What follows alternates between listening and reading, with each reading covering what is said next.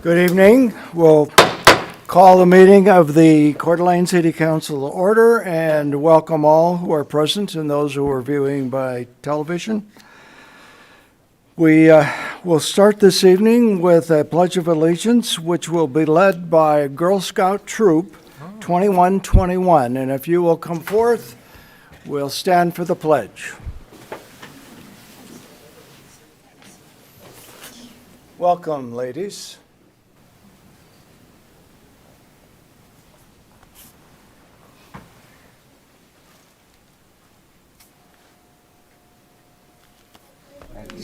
To the flag of the United States of America, and to the republic for which it stands, one nation, under God, indivisible, with liberty and justice for all. Thank you. Mayor, my name is Brian Newberry. I'm the CEO of our Council of Distinction here. Stay there, girls. Thank you very much for letting these girls come here to the audience and to this distinguished city council here. October is normally the Day of the Girl, October 11th. It's 12 years old since the United Nations said that our girls matter and that we need to hear their voice across our globe. Girls, this night is here to celebrate you, that your voice matters, and we want to hear you. My tradition of bringing Girl Scouts to City Council started with your council. Oh. It started about 3 years ago, right before COVID, when all that craziness was going on in your predecessor, Mayor. So I really like being here because it just reminds me of how awesome you all are. So I pushed it back from November because I couldn't make it here in October. But I just want to celebrate your Coeur d'Alene Girl Scouts. Just last Friday, we had a Gold Award Girl Scout. It's from Coeur d'Alene. She helped make dog beds so that animals in shelters could have a better place to sleep. She did a tremendous amount of work through the Coeur d'Alene area. She's our 13th Gold Girl Scout of the Year, the most I've had since I've been CEO 5 years ago. And last year, these girls hit 4,000 Girl Scouts here in September, which is the most we've been since 2012. So they'll be out in your area selling cookies here in about 5 months. But in the meantime, we're all here to make the world a better place. Thank you, Girl Scouts, for all you do. Wait. Mr. Mayor, their grandparents and parents want to see them on TV. Can we know their names? Sure, that'd be great. So you want to start down at the end? Just say your name and what school you go to. Madeline, and I go to Boys One. From Greece, and I go to Finland. Rachel, I go to Ramsey Elementary. And I go to Maine, I go to Atlas Elementary. All right. Wonderful. Well, Thank we're you glad for to that. have you here tonight. Have a good Thanksgiving. God bless America. And they Thank don't you. have to suffer through the whole meeting. I understand that. Thank you for the cookies, girls. Yes. Are there any amendments to the agenda? Seeing none, before we go to public comment, I want to acknowledge the fact that later on in the agenda, we do have a public hearing. So if you're wishing to comment on the CIP for parks and public safety and streets, there will actually be a public hearing later to make those comments. But we do have some folks here tonight who want to use the public comment section, and the first one is Evelyn Adams. Welcome, Evelyn. Thank you. Nice to see you. Thank you, Mayor and Council. I haven't been here for a while, but I want to thank those of you that are in this room that helped buy some turkeys that we passed out last Friday. We handed out 2,000 of those. In the meantime, I'm here about something else. Some of you remember before I retired 20 years ago, and before I worked in the Spokane area for a few years, I was a county commissioner, 2 terms, 6 years. Before that, the longest job I've ever had is working for the North Idaho Building Contractors Association. I was their executive officer for 8 years, and I really loved that job. And one of the reasons I did is because this association provides so many important things in our community. But the one that I think is most critical is housing. And I'm really concerned about the last item on your agenda about impact fees, and I can't stay that long. So I wanted to take time now just to say that I would hope that you can be very concerned about not raising them too high. We know growth needs to pay its own way, but we need to be cognizant of the fact that our low-income people are really having tough times. Not long ago, the headline in the paper was hunger pains. And I think one of the reasons that I've helped get turkeys for 7, 8, 9 years now is because I think that that's really important, that we help these people that need help. And when I saw almost the headline about lives transformed, there was the presentation to the Chamber of Commerce, and Maggie Lyons was talking on behalf of the Panhandle Affordable Housing Alliance. They're trying to look at all possible ways for affordable housing, and I know that some of you in the council are working for that too. And they're trying to come up with unique ways that maybe will make it possible. I'm really concerned about my grandchildren being able to buy a home in this area. I don't know if they're going to end up living here. Right now they're not, but I know that it's really tough. And I want to say that one of the concerns that Maggie and some of her folks had was about the impact fees. And she said that impact fees, along with water and sewer connection fees, remain a possible stumbling block as they drive up costs. And I know that you need to pay your way for growth, but I would hope, council, that you can be cognizant of the fact that if those fees are too high, it will eliminate some of the potential housing. So thank you for being very considerate of that as you debate and you talk later on. And I won't be here, but I'll wish you all a very happy Thanksgiving. Thank you.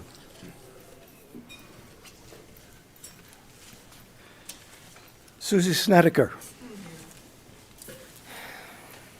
And while Susie's coming up, I want to further clarify for that hearing, the hearing is only for the capital improvements plan. It isn't for the fees. That will be a later consideration.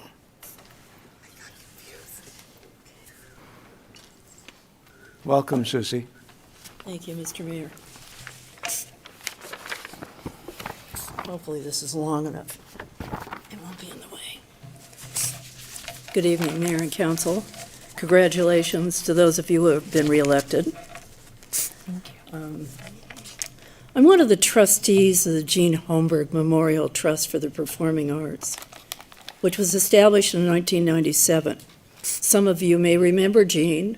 Gene and Ralph started Holmberg Printing, and it was up on Best, next to what became Dairy Queen, and it's now something else. In the past, we've sponsored many performances. The most recent was Kevin McPanaugh, a remarkable cellist at the Croc, as well as contribute to other performance events. The trustees want to present performances on a flatbed truck to audiences of neighborhood parks currently underserved by the performing arts. And this is throughout the city, not the ones downtown, not the ones that are formally have formal productions. Perhaps 1 or 2 plays, maybe Shakespeare, who knows? As well as musical performances, all performances, some voice and some instrumental. We would also provide truck generator and whatever else necessary, which would be required by the city. There would be no charge to the public. This would be Jean's gift to the community she and her husband Ralph loved. Please let me know your thoughts on our proposal. Of course, we're hopeful of your endorsement to enable us to go forward with planning our programs. I would like, and the trustees would like, to see the entire council vote approval of this issue so that we can go forward and it doesn't get stuck in a back door someplace. It needs your full approval. We're not asking for money, we're providing all the costs ourselves. Not a dime is asked of the council, not a dime of citizens' expense. So how about giving it your full approval? Mr. Mayor? We will do that. I'll ask the council to do that a little bit further on in the agenda. Okay, thank you. Anyway, it's an important way of getting the arts out into the community that might not be able to pack up all their children and go to a park and go walk to a park and do all those things. It's in their own neighborhood, so we hope you approve it. Thank you. Thank you. Bill Reagan?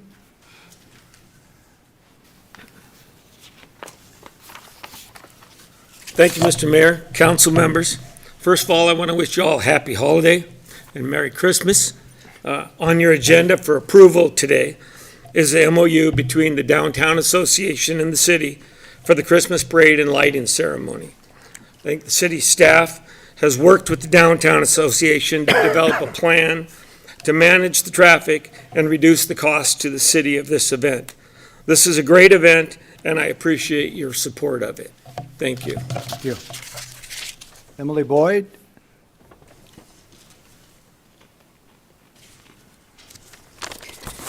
Good evening, Mayor and Council. I am here in my role as the Director of the Downtown Association tonight.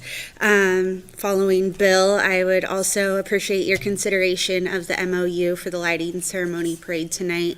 This is the fourth MOU agreement, I believe, that's come before you. We've had Coeur d'Alene and the St. Patrick's Day Parade and Street Fair, and these agreements have really proven to be beneficial on our end of planning, as well as, I believe, city staff's. The responsibilities are very clearly outlined, and it's been great working with them through and making things more efficient. And so we really appreciate that collaboration and partnership. I wanted to briefly run through some of the expenditures that Downtown Association covers for this event.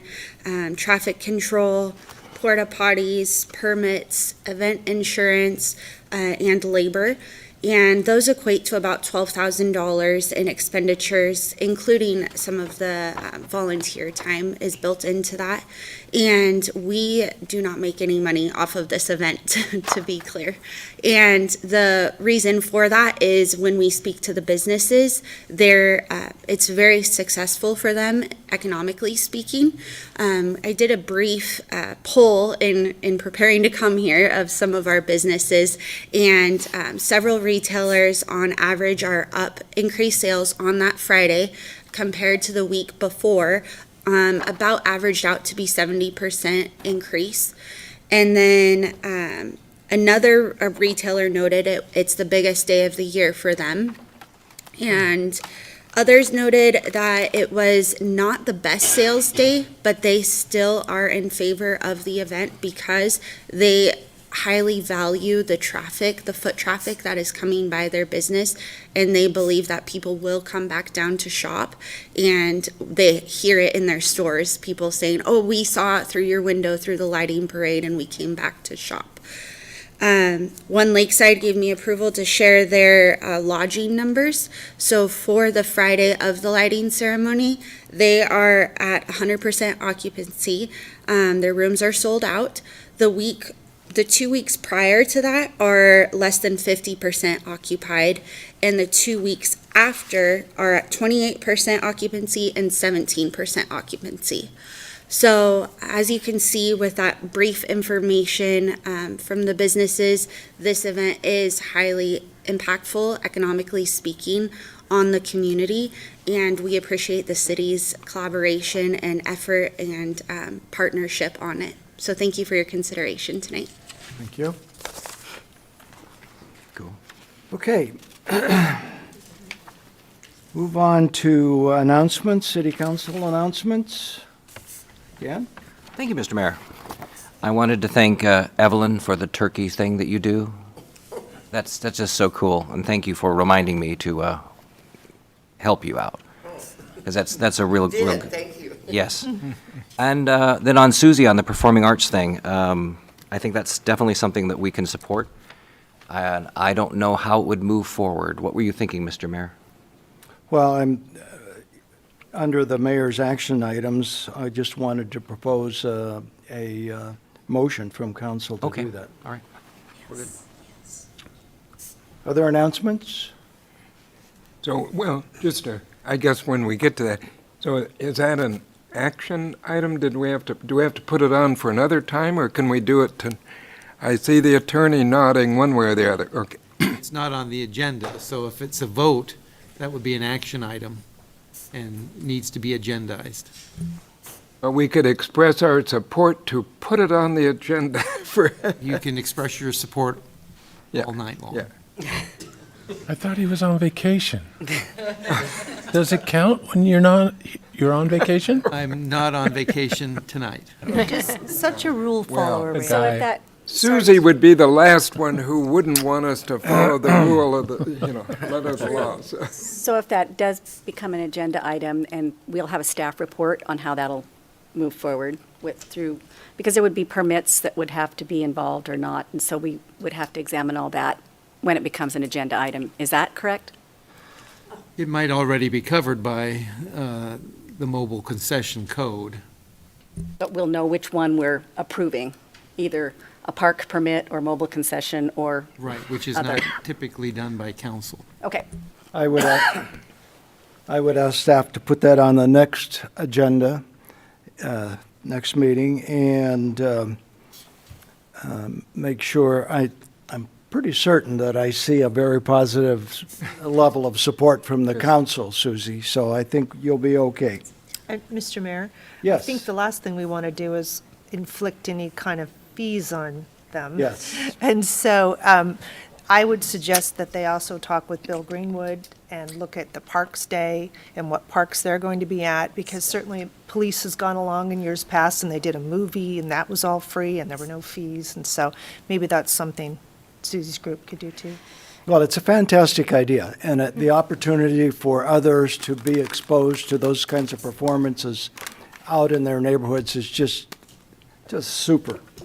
And sorry, we're not debating it tonight, but I think a couple of us have been really involved in supporting the performing arts, so I'd be really supportive of that, but I also know there's possibly other organizations who may want to do the same thing. So we need to be mindful of how we put sidebars on it. Opera is separate. There- You're talking about Inland Northwest Opera, I presume. I'm just saying that there's a lot of performing arts organizations, and so we might just want to be mindful of, others may want to do something that's similar. We're a 501c3. Mm-hmm. A little different. We can discuss it next week complicated, or okay. next meeting. Moving on, I would ask for confirmation of appointments of Shannon Sardell, Walter Burns, and Sandy Emerson to our Historic Preservation Commission. So moved. Second. A motion and a second. Further discussion. All those in favor respond with aye. Aye. Opposed with nay. Motion carries. I would like to also send my congratulations to the three folks on my right for reelection. We're glad that we will have you to continue to work with. Thank you. And a few weeks ago, the mayor of this fair city was honored for some actions taken during the Pride in the Park activities that what I call the U-Haul Patriots tried to interrupt.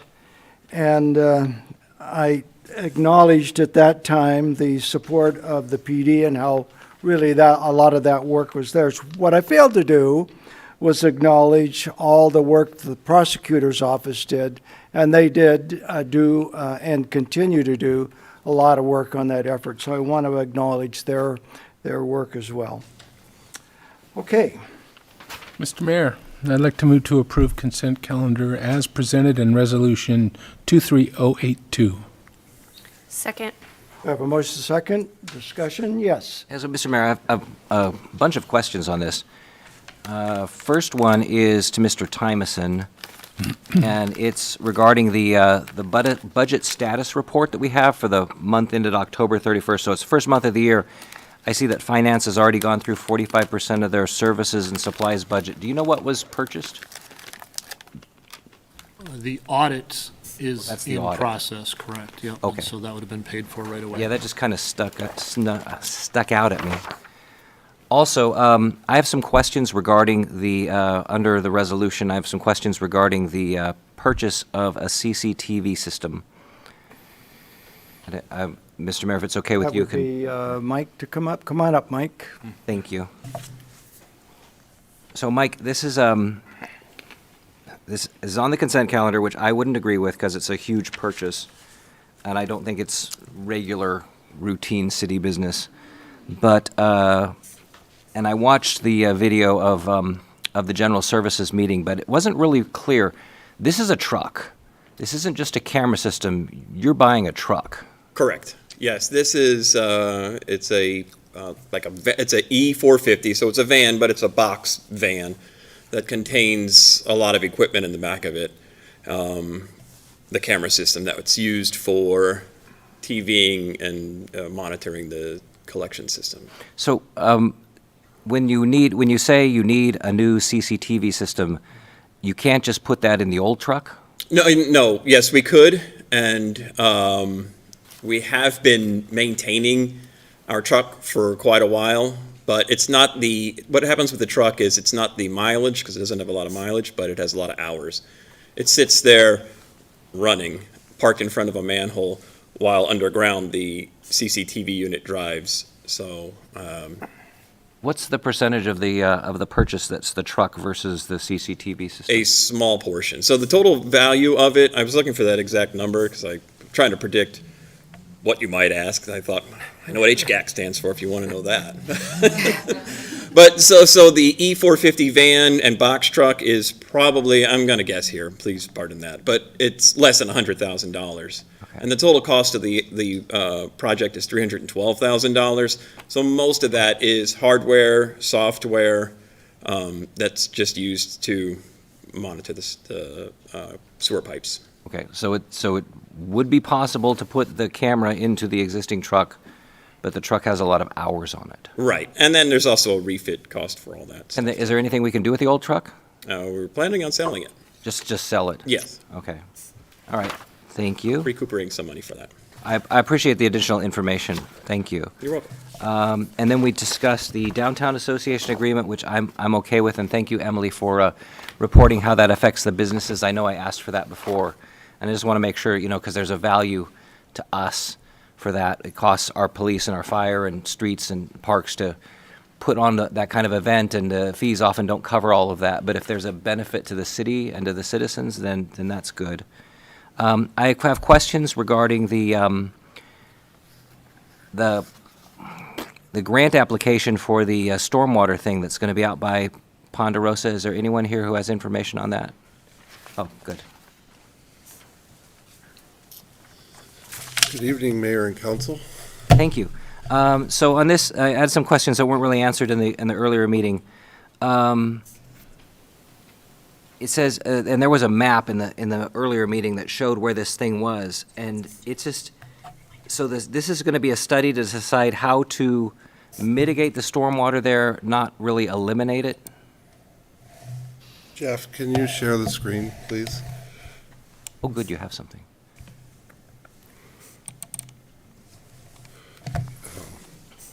Yeah, so last September, we learned of this grant, and we had to submit a letter of interest for this grant. It's through the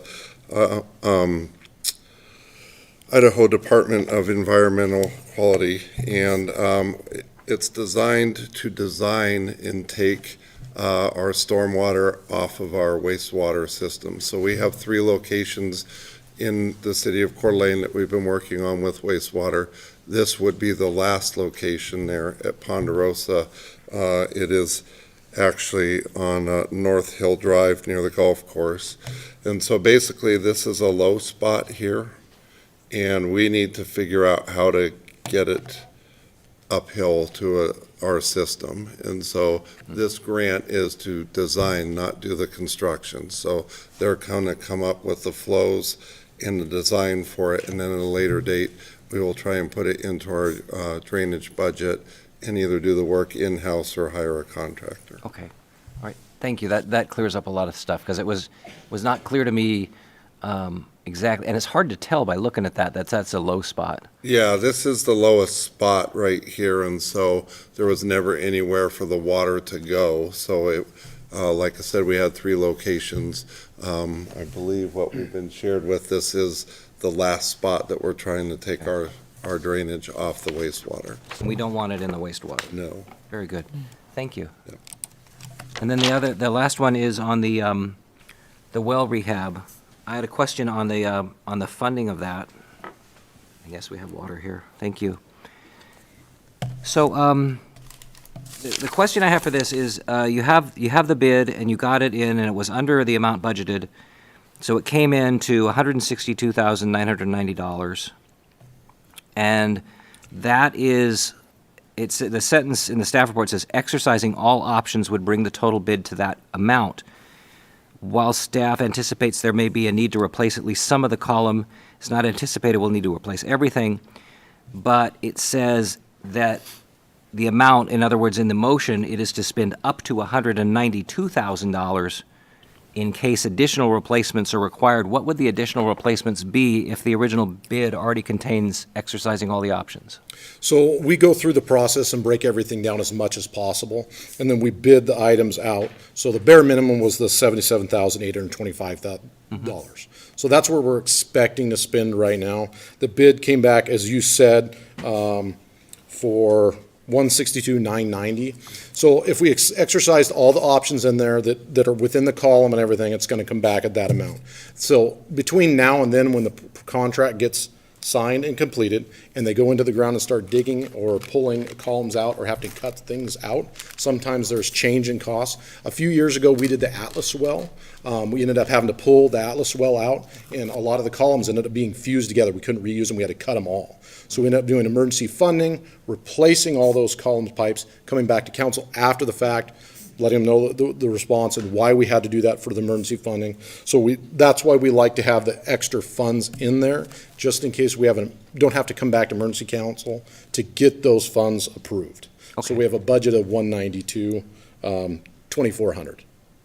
Okay, so that really, so when you say exercising all the options, what does that mean? So that means if we have to go through and replace all the spider bearings, all the column shafts, the shafts, even the motor, the bearings of the motor is designed to be pulled, rebuilt, and put back in. If the motor's found that it can't be rebuilt, then we'll have to buy a new motor. That's not in the cost for the rebuild. Okay. So it's those odds and ends. I highly doubt we have to go that direction, but we did have to go that direction 3 years ago with Atlas Well, unfortunately. We do the best we can to budget as close as possible and keep the costs as low as possible, but unfortunately, sometimes we run into issues that we just don't plan for. Okay, thank you. You betcha. That was all my questions, Mr. Mayor, thank you. Yes. Thank you, Mr. Mayor. I just wanted to talk real briefly about the lighting show. I want to thank the Hagedon Corporation especially for the generous gifts every year to this community and the work with the Downtown Association. It is probably one of the biggest events aside from the 4th of July, and anyone who goes down to see the show it's just, you just have a blast. And so I hope everyone does try to come down and do it, but it's such a really cool thing for our community that they've done it. I don't even know, maybe Bill could tell us how many years this has been going on. It's 37 years, but it started with just a fire truck and sirens. And say, What it is today. He said 37 years. 37, that's just amazing, and it's quite the gift. So thank you to the Hagedorn Corporation. Thank you. Will the clerk take the roll, please? English, Yes. Wood, Yes. Evans, Yes. Miller, Aye. McEvers, Yes. Googan. Motion carries. Before we move on, Councilman Gookin expressed some concerns about some of the items on the consent agenda. And so, moving forward, I would like Councilman Gookin and Councilman Wood and Councilman Evans and a couple of folks that our city administrator may appoint to visit about our consent agenda and the criteria used to decide what goes on the consent agenda as opposed to what goes on the regular agenda. Maybe, I think a good example tonight is the cameras for looking in the collection system and examining it. It's kind of nice also, as well as understanding that, for the public to know what we're spending that much money on and why it's important.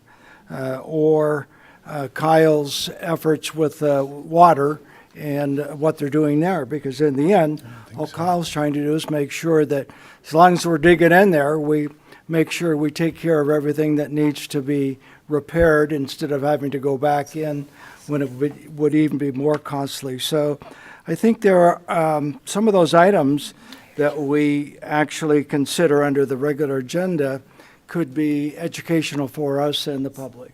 So I would ask you to do that. Yes. Mr. Mayor, I'm happy to be a participant in this conversation. I would like to welcome Woody to participate as well as being the other chair of the second committee.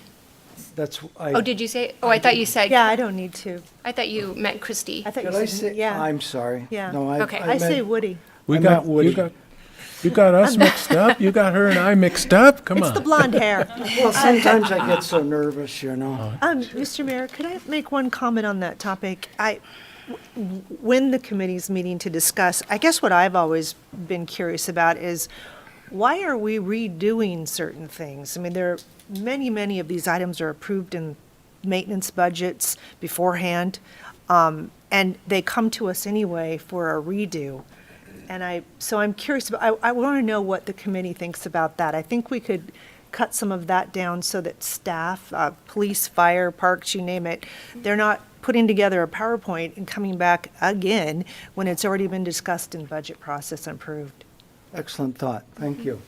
Could I sort of address that? I've been thinking about that kind of all day, because I understand, Dan, you know, I appreciate you bringing it up, and I always try and at least analyze it. And being on Public Works for all my years, just kind of that one focus is how we as individuals learn about parts of this structure. This government thing is different, at least different from my world. And I think being on these committees gives you some insight to how these guys do their job. And it's very kind of not formal or informal, but you can ask questions like Dan was doing, you know, digging in there. And these guys are really good at, they show pictures and they really explain it. That's always helped me. It also gives you a perspective of how these departments do their operations, how they think, how they deal with the money, how they communicate. And I always find that fascinating. I think it's also something that we should all spend time with these guys in your different departments. It gives you some depth on government, unless you already know how government works. But when you get down in the seats and in the trenches with the crews and stuff, it gives you a different perspective. It also, if we only meet twice a month as a council, the other 2 times a month, the other 2 weeks, that keeps our foot in the door. Otherwise, we'd probably only come to these, and if you're on a special committee somewhere. So it kind of keeps you involved. At least if you're here, you have a tendency to go, oh yeah, I want to go ask the parks guy about what color flowers he's going to grow this year, or something, something fun sometimes. So it just gives you a better understanding, I think, at least for me, of how this place works, how it operates, how they think. And you don't always agree, but that's the best part of this job is we don't have to agree. We can find out. We can ask questions. We can hang out with them, So that's kind of where I've always seen those two committees as something that it makes it unique for us to really dig in if you're interested, Yeah. Mr. Mayor, thank you. Yeah, I think the public's business should take place in the public. This is the business meeting, and I think that the heavy-hitting items, even if they're in the budget, need to come before the public. And to me, that's the key. The Public Works and General Services meetings were created over 40 years ago by Mayor Jim Frome. And he did it because the city council meetings at the time were 5 and 6 hours long. There was just a lot of business. So he figured a way to save time would be to have meetings outside that for more of the routine items. Items that just, seem to be a lot of this consent stuff, legitimately consent stuff. And that cut down on the meeting times. We're not in that situation now. We have, our meetings are short. We're going to be out of here before 8 o'clock, I'm sure. So I really, and I've said this many times before, I really don't see the need to have the subcommittees when all this business can be handled during the business meeting. And if it's something that staff wants to run by us, they can call us, and they have. I went and visited, Christy and I went and visited the fire chief because he wanted to talk to us, and I'm sure he talked to everyone here about the new fire station. So they can reach out to us and inform us of stuff, and we don't need to be going to a meeting to save time at a meeting that's already short. So that would be my thought here. And I like what Woody says, but then again, that's always on us. We, at any time we want to, can go visit any of the department heads and find out what's going on. And I think that's always going to be a good council person who's going to be active and involved that way. But my key point was that, there were $550,000 worth of public expenses on a consent calendar. And I've seen in the past, there's been million-dollar budget items, contracts and stuff on a consent calendar. And when we have members of the public who've asked us to put it up there because they don't know what's going on, to me, that I'm going to go on the side of transparency. So that's where I'm coming from. Well, and we do televise now that we didn't 40 years ago. These meetings are up there. We televise everything. So, again, if people are interested, but I get your point. I do. I understand it. Again, we just can disagree. Christie? Thank you, Mr. Mayor. Well, for me, I don't want a 5-hour agenda. And we've watched other entities. In fact, you and I were at a meeting last night watching another entity. It's getting late. Just can't quite get through an agenda. They just can't govern. But anyway, so I'm not interested in a 5-hour agenda where Kyle comes forward and we spend a half hour on this pump project. I do believe that these meetings are public, that Woody and Amy and I were just at, and they're filmed, and we ask the questions, you ask the questions tonight. I think that's a lot of transparency. And so I'm not interested in putting every single one of these items on a long council meeting. Forgive me, I'm just not with you on that one. Okay. Mayor. Yes.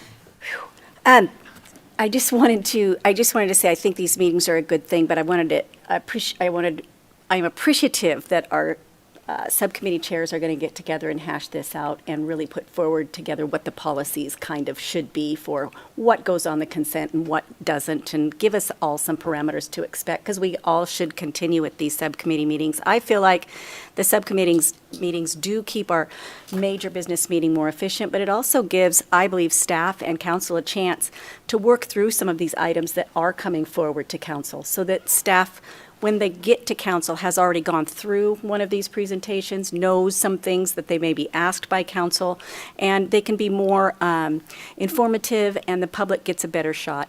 And I would hate to do a disservice to the public by having 5 or 6 hour council meetings if they want to wait for one item to listen to all of that. So I do believe that's a helpful thing. So thank you for bringing that together, and I trust our committee chairs to bring us forward some good info. Thank you for your comments. One more. Since, 5 out of, it's just, I think, we've tinkered with the committee makeup a little bit, but I still think basically that the system we've got is good of the smaller committee where we can go into detail, and it's every bit as public as one of these. And some people can come to daytime meetings and not very easy at night, and sometimes vice versa. And the fact that, they're not only televised live, they can go back and look at it, the agenda's published, and then before the next council meeting, if there really is a question, somebody can contact us. Any one of us has the opportunity to say, I'd like to remove this. So, sometimes we get lucky and these meetings are short. Sometimes we don't need a committee meeting and they've been canceled. But I think it's kind of a different flow of business. And so I think it's a good balance. But I do think that it sounds like, the idea of looking at it, that's a good thing. And the other thing is, I don't know, maybe we could have some arbitrary cutoff, how much is too big or too little, maybe if it's over 100,000 or so. We could pick a figure. If it's over X amount or some other criteria, you could have one or two triggers that says, oh, that goes to it. But again, at every one of our committee meetings, we actually, we debate a little, should this be regular or whatever, but the fallback safety valve is always that any council member can pull it off. So, my 2 cents, thanks. Mr. Mayor, just quick, Dan, do you see possibly some compromise in what he said about maybe some checks along the way? Let's do that at the separate meeting and move on. I was from trying here. to put him on the spot. Well, Just kidding. I'm And just looking at the kidding. clock, sure, we can, I'm okay with being here 5 hours, so I'll answer your question. I'm kidding. Touche. Who's going to volunteer to sit here for 5 hours with Dan while the rest of us finish up the meeting and go? I'll hang in there. Suzanne's a nice person. Okay, Deputy Fire Chief Lucas Pichette. We have a canopy we need to dispose of. Welcome. Well, thank you. Good evening, Mayor and Council. Happy holidays. I am here today to ask permission to sell a surplus item that we've had since 2021. It's a red custom canopy. It was purchased in error.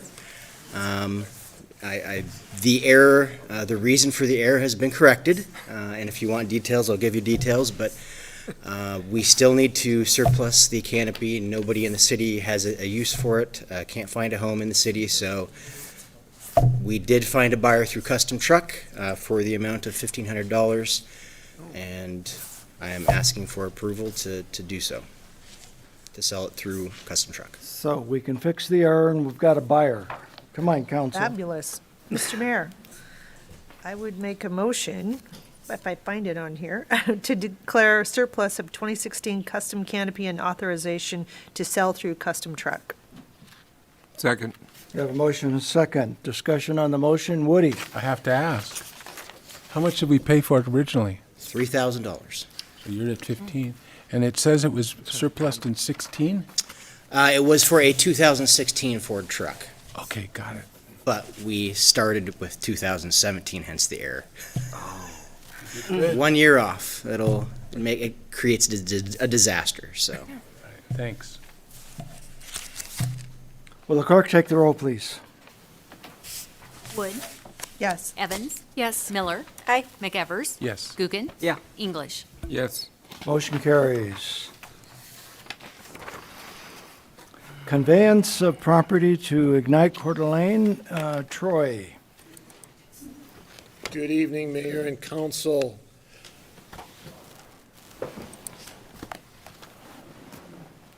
What did you do? Exactly. IT is controlling it. I am here tonight to share with you a situation and an opportunity. We refer to a piece of property at the Atlas waterfront as area number 13. So our question in front of you tonight is, should we set a public hearing for our next council meeting to transfer 0.178 acres of real property in the Atlas waterfront to Ignite CDA? Ignite CDA, we can directly transfer this property to after a public hearing.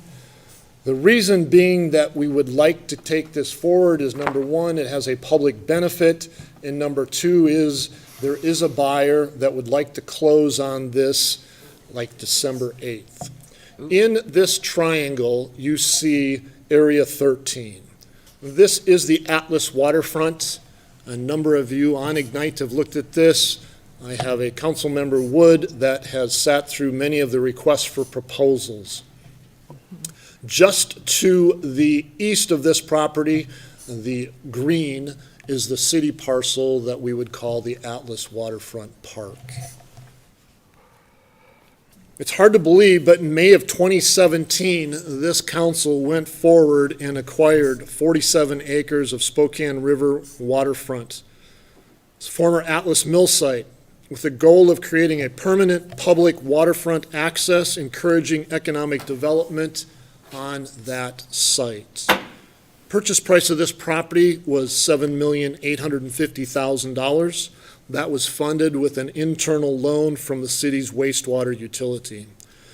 Project was increased later to 70 acres with a triangle parcel that was acquired through a land exchange and a vacation of unused road right-of-way along the south side of Celtice. Subsequently, the city transferred that property over to Ignite, and we have had them overseeing requests for proposals since that date and time. Ignite has a number of working partners with this. Welch Comer is the lead agency on the public works side. Heartland LLC is a group that helps with the land disbursement and looking at the performance. We're currently in phase 2 of this. In that process, Councilmember Wood has sat in on the meetings for the request for proposals. Our planning director, Hillary Patterson, myself, and representatives from Heartland, as well as Ignite CDA. So this committee has been working through a number of requests for proposals. I would suggest to you, after sitting on the committee, that this area has had 3 different proposals come forward, and each one of the developers goes under design once they get the agreed upon performas, and they are not able to make it, quote, pencil. So that comes back out of, I would call it escrow, but it comes back out, and then we go out and do another request for proposal. We also have a real solid date happening with Ignite CDA. This property is in the Lake District. This officially closes the end of December 2023. We're not very far away from that date. So I apologize and simultaneously agree that this is a urgent situation, but I'm going to grind through all the details so that you feel comfortable. We have looked at this for a number of different ways, and we believe this is the best way to move it forward. So this is a critical piece, this square footage that we're speaking of, because this site is really, really tight. Again, 3 different groups have gone through this and not been able to close on the deal. So, development disposition agreement has been inked with DeChase Mixis. They have done Area 12 on this map, and so we know they're legitimate. They also have money that is in escrow that they cannot get back. So they are a vested buyer, and we're getting really, really close to the closing date. We looked at a boundary line adjustment. Our legal guru helped us come up with this as a better action plan because it can move forward, and actually we can get a permanent easement on there for the public. So again, it's 7,760 square feet. It is on the very western edge of the city's property.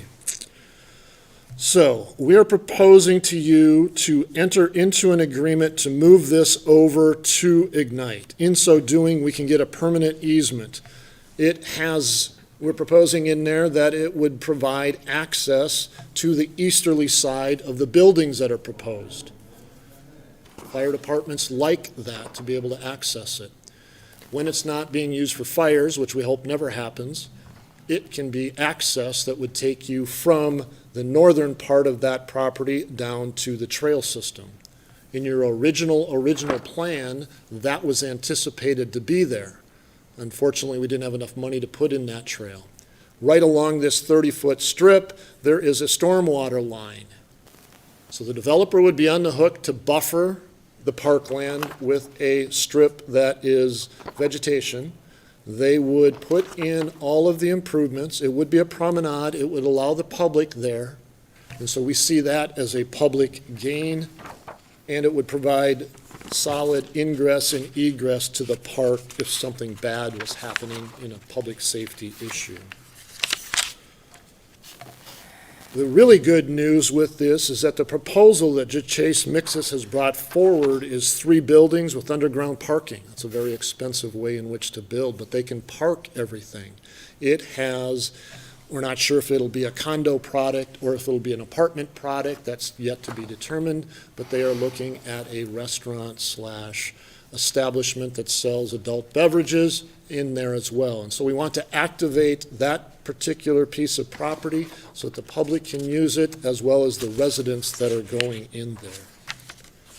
Again, I would wholeheartedly apologize that I wish we could have seen this a long time ago, but we never got anybody in the buying side to go this far. We actually looked at this a couple of programs ago with different developers because the site is tight. We've supplied you their preliminary drawings on what this public space would be like that would have the perpetual easement on it. You get to see some of the ingress and egress that they're proposing.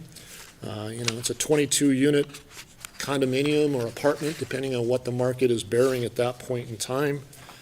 We are really, really close to a closing date. The money that would come in from this would go directly to your wastewater utility to repay the principal that we have borrowed, $1,450,000 for the purchase price of this piece of ground. We have not paid anything back in principal to our wastewater utility. And again, this needs to happen right now in order to get this deal done while Ignite still has that 1 year after the closure of the Lake District. This property would go on the tax rolls. We would not have to maintain it. We would not have to put any of the improvements into it. I do have a phenomenal parks director I get to work with. He loves green space. However, is a minimal amount of green space, and he has quite a bit to maintain already. The rest of this green area on this slide is not programmed as far as what we would do, because we need more money in order to do some of those improvements. But it's a phenomenal property right now. Again, 30-foot strip right along the very westerly edge of the city-owned property, goes and connects up with the trail system at the Spokane River.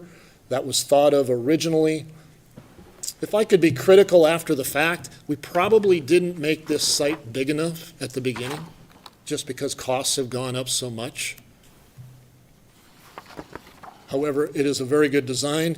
That's what it looks like with the square footage drawn out on an overlay. And North Atlas Road has nice angled parking up there. If you live even further north than that, you'd be able to access down there. In the overhead, this is what, to the left of the line, is the square footage that would tie into it. Mr. Greenwood's done a great job of keeping the parks looking good, and there's not much happening there. Again, these are proposed. We can't guarantee it comes in this way, but this is what is architecturally approved and gone through the committee structure. So you see it's really tough to get cars in and out, but it has a nice pedestrian courtyard in the center of these 3 buildings. Below-grade parking, very expensive, tight site. We like the trail access. We like the fact that it complements what's going on in the park. We like the fact that the public would have access to all of this. It would not be gated off whatsoever. There is a, a topographical change, so it does gently roll down in elevation to the Spokane waterfront. Ignite can move this through in a very rapid fashion. We need to have the public hearing on it. Again, these are proposed 22 residential units, an 8,000 square foot restaurant/bar. The good news is they appear to be under contract with that. That's why they're moving forward. That's always been one of the sticklers, is how do you do a build in the world of urban renewal? Sitting on the land doesn't do us any good because we need the increment, and so this would be a go opportunity. Excuse me. This is what we looked at. Public promenade, benefit to the public. Fire department access, always a good thing to have. Landscaping, buffers, done between the mixed use and this proposed area. More land on the city's tax rolls, and it helps close a deal that we have been working on for months and months and months. So you've heard this. I would stand for any questions on this opportunity to set a public hearing. Mr. Mayor? Yes, Amy? I just have one more point to add. In this project, it does include a large commercial partner there, which gives opportunity for the community to really not only see that piece activated, but be able to engage there. It's a fun opportunity for families to visit, enjoy the waterfront.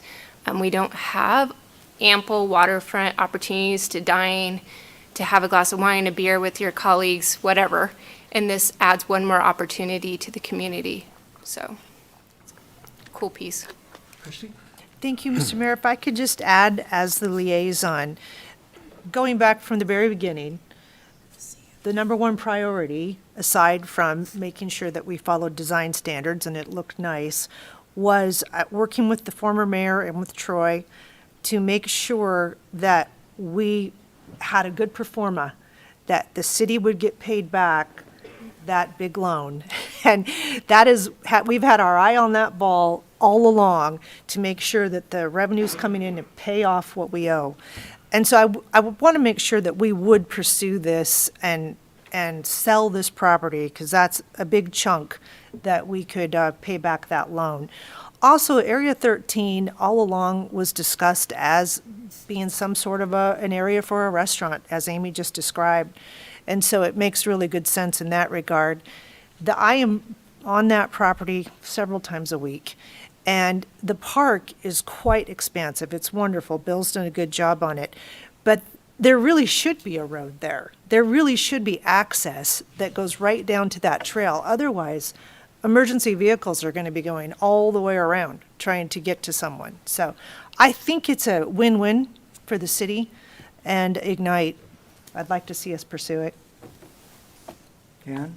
Well, too, just from being my position on Ignite, and when we talked about this the other day, you know, when I looked at kind of the grand perspective of what we were doing here, and at different times got, you know, input from the public about, you know, boy, this is great, why don't you make the whole thing a park? And it's like, well, because you couldn't afford it, because we have to have enough land and development that we can sell off to pay for an incredible waterfront now and the other park features.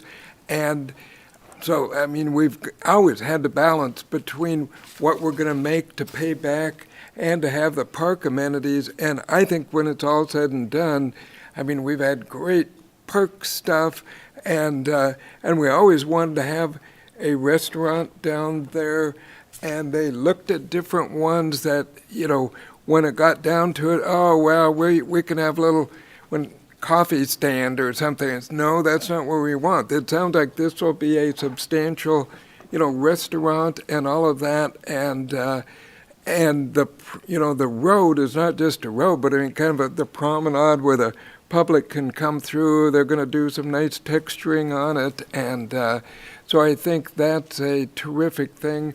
We won't miss that little strip of green space compared to the rest of it, and we do have to, again, balance, you know, what we can make out of it and pay for all of the improvements. So, you know, times of the is of the essence on this, but I think it's a great balancing act. And the only other thing, as I mentioned, is someday I hope we still get to put somewhere along there some dock so that people can, who don't have a waterfront can come up and enjoy that, but that's a different discussion, so.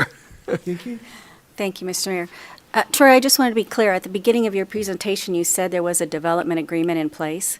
Yes. And I'm in support of surplusing this, moving this strip to Ignite in order to close this deal. But to be clear, the development agreement, there is no guarantee that there's going to be a commercial building. There could be 3 buildings there that are all residential structures, but that won't affect the footprint of where this connectivity piece goes from Atlas Road down to the water that we are talking about today. Is that true? They would have to come back and resubmit if it was all residential, but they got real comfortable as they signed some type of a letter of agreement with this restaurateur. So we still have design criteria, and they can't deviate from a commercial building to a residential building without coming back. Coming back to whom? Ignite, Oh, to Ignite. So it would be under Ignite's purview to because they would have entered accept into or the agreement. deny that. We probably can assume the agreement once we get to the end of December. Right, and before the transfer occurs, Ignite's going to give us the easement, so that promenade is going to be set in stone Okay. before it transfers to the private owner. Okay, I just want to make sure that part had a guaranteed lockdown on it before we went forward. And I know we've been down this road before where there's plans and then it just doesn't pencil and we end up driving by and seeing a different structure than what we were shown on a presentation. So, and I'm okay, if that's what it is. I just don't want the two things to be tied together if they're not necessarily guaranteed to be tied together, so. Woody? Oh, I'm kind of going back to reality. So this piece of property is 1.4? Correct. And the 3 people that have looked at it couldn't come up with the right program that Ignite didn't like or didn't want? They stated they couldn't make it work for their investment versus risk analysis. Okay. Is this the only piece that's 7 acres? Everything else looks bigger on that map. Is this a unique, besides the shape, that is That's that one of the small? smaller pieces. Okay. Yep. That's why it's lucky 13. I wasn't going to say anything, What's that And then- area, something 51. where the The one other question was, extraterrestrial landed? yeah. and- It's Area 13 at Atlas. That's what I thought. there. Tease there. I forgot what it was, dang. Yes, Dan. Thank you. While Woody is thinking of his question, Oh, did I cut you off? No, I bailed. Okay. I mean, I forgot. aliens. So Troy, I'm confirming this is an easement. This will always be in the cities. They can't, come back and build stuff on it. You're correct. Permanent easement. Good. Is there a quid pro quo for this, other than, the $1.3 million we will eventually get when it sells? Are we selling it to Ignite for any monetary amount? We're We're just not. giving that to We're them. transferring it to them directly. Okay. And what happens if the deal that's supposed to close on the 8th of December does not close? City will get this property back. Is Area that- 13. Is that in the agreement then? It's in Ignite's So charter. So a nice agreement with the developer is that if they back out, then the easement is gone and we get our bigger park back. So if the developer backs out, the easement theoretically would be on the property, and we would get the property back, and they would lose their deposit. Ignite would get their deposit. Okay. All right. I just wanted to see if there was, I don't want it to fall through. It'd be nice if there was something there. I remember that was in the original plan, John Ingalls was talking about having his beer by the river. We all want John to have his Gotta beer have by the that. river. So, thank you. Just as a matter of correction, the easement would not exist if the property comes back to the city. You can't have an easement on your own property. So the city would own Area 13 as well as the park, and Really? as of December 31st, when the Lake District closes, if Ignite hasn't sold Area 13, it comes back to the city. Bill, if that happens, we're going to name the park Area 13. Change the name, it's unlucky number. Okay, unlucky number 13. All right, thank you. Mayor, it Let's came hope that back. doesn't happen. My question came back. So Lake City closes the end of the year. That's the pressure you're The feeling? Lake District. Lake District. Yes, Which they is closed a just year ago, and they had until December 31st to finish all their transactions. This is not the Atlas District. This is not. This is the Lake District. It's a little wedgy thing there, right? The line? The line that I put up here? Yeah. No, the Area 13 is in the Lake District. Okay, that's what I meant. All right, thank you. You bet. Mr. Mayor, Yes. I'd like to make a motion Okay. that we approve Resolution 23-084, declaring that it is in the best interest of the city to convey a parcel of property to Ignite CDA, a tax-supported government entity, without consideration, and setting a public hearing for December 5th of 2023 as required by Idaho Code 50-1403. Second. We have a motion and a second. I would further say that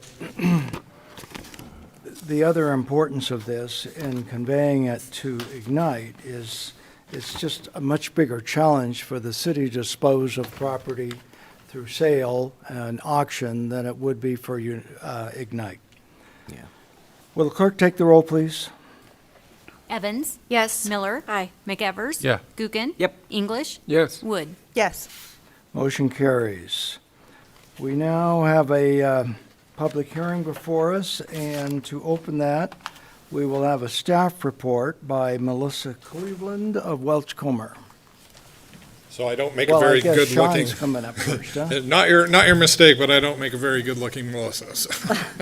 But staff wanted to have a moment to lead into tonight's I'd like to hearing. have a moment. All right, thank you. So good evening, City Council. Tonight, Welch Comer, our consultant, and staff are before you to address a critical milestone in the city's progress, the adoption of the proposed Capital Improvements Plan, or CIP for short.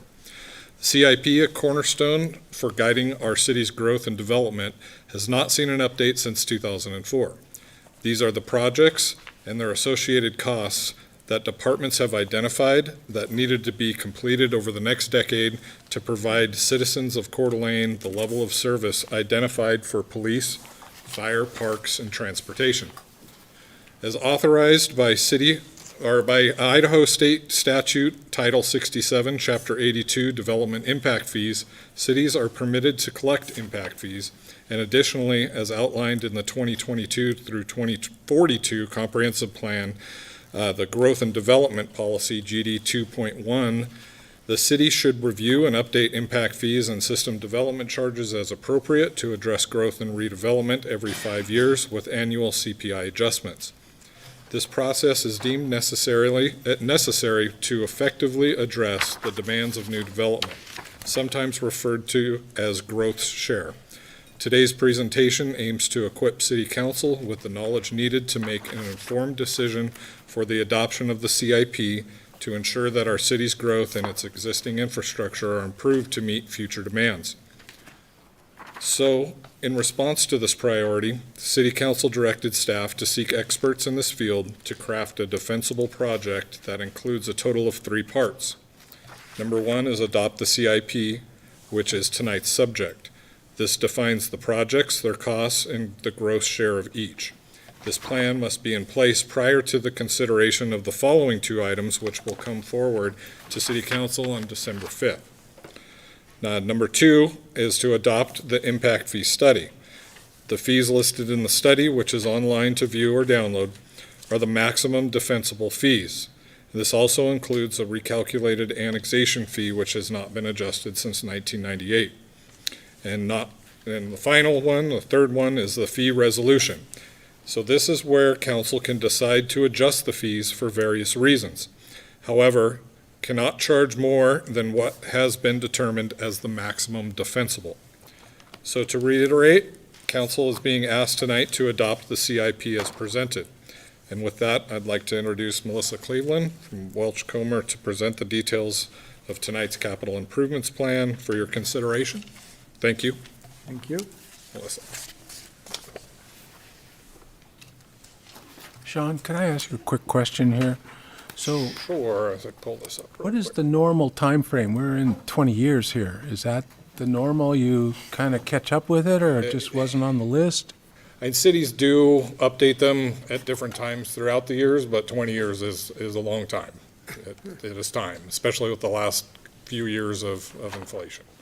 Okay, that's the same thing on the other program, 98, annexation fees, Yes. 23, 25 years. Okay. Just checking my brain thing here. We might define a long time as excessive. Oh, Statute, the statute actually requires us to update it every 5 years. And so we should do that going forward. so we're not getting in trouble, huh? Good evening. Hi, I'm Melissa Cleveland from Welch Comer Engineers.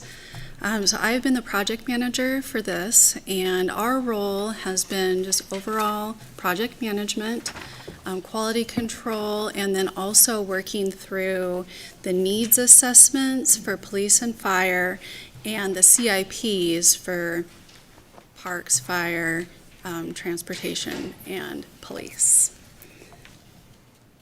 In addition, on our team, FCS group has been working on the financial analysis and actually calculating the fees and writing the majority of the draft report that Sean said is online. And then Iteris is a traffic modeling firm, and a lot of the growth stuff is coming out of KMPO's regional demand model. And also the trips that go into the transportation fee come out of that model. So they manipulate that model and work closely with KMPO on running it. So Sean already introduced, but the purpose of this hearing is to ask for action to adopt the capital improvement plans in support of the development fees, the development impact fees. And also, because they go hand in hand, and I can't just tell you all about the CIPs and not bring you along on the fees themselves, I'm going to also update you on where we're at with those and gather some kind of final feedback as we go into next month's hearings. So the purpose of this study, Sean already kind of said, is that the current impact fees were established in 2004 and haven't been updated since, and the annexation fee was calculated in 1998 and also hasn't been updated since. So we were looking at fee methodology, because there's various ways that you can calculate the fees and alternatives associated with those fees. Updating the fee basis, which is growth in the capital improvement plans.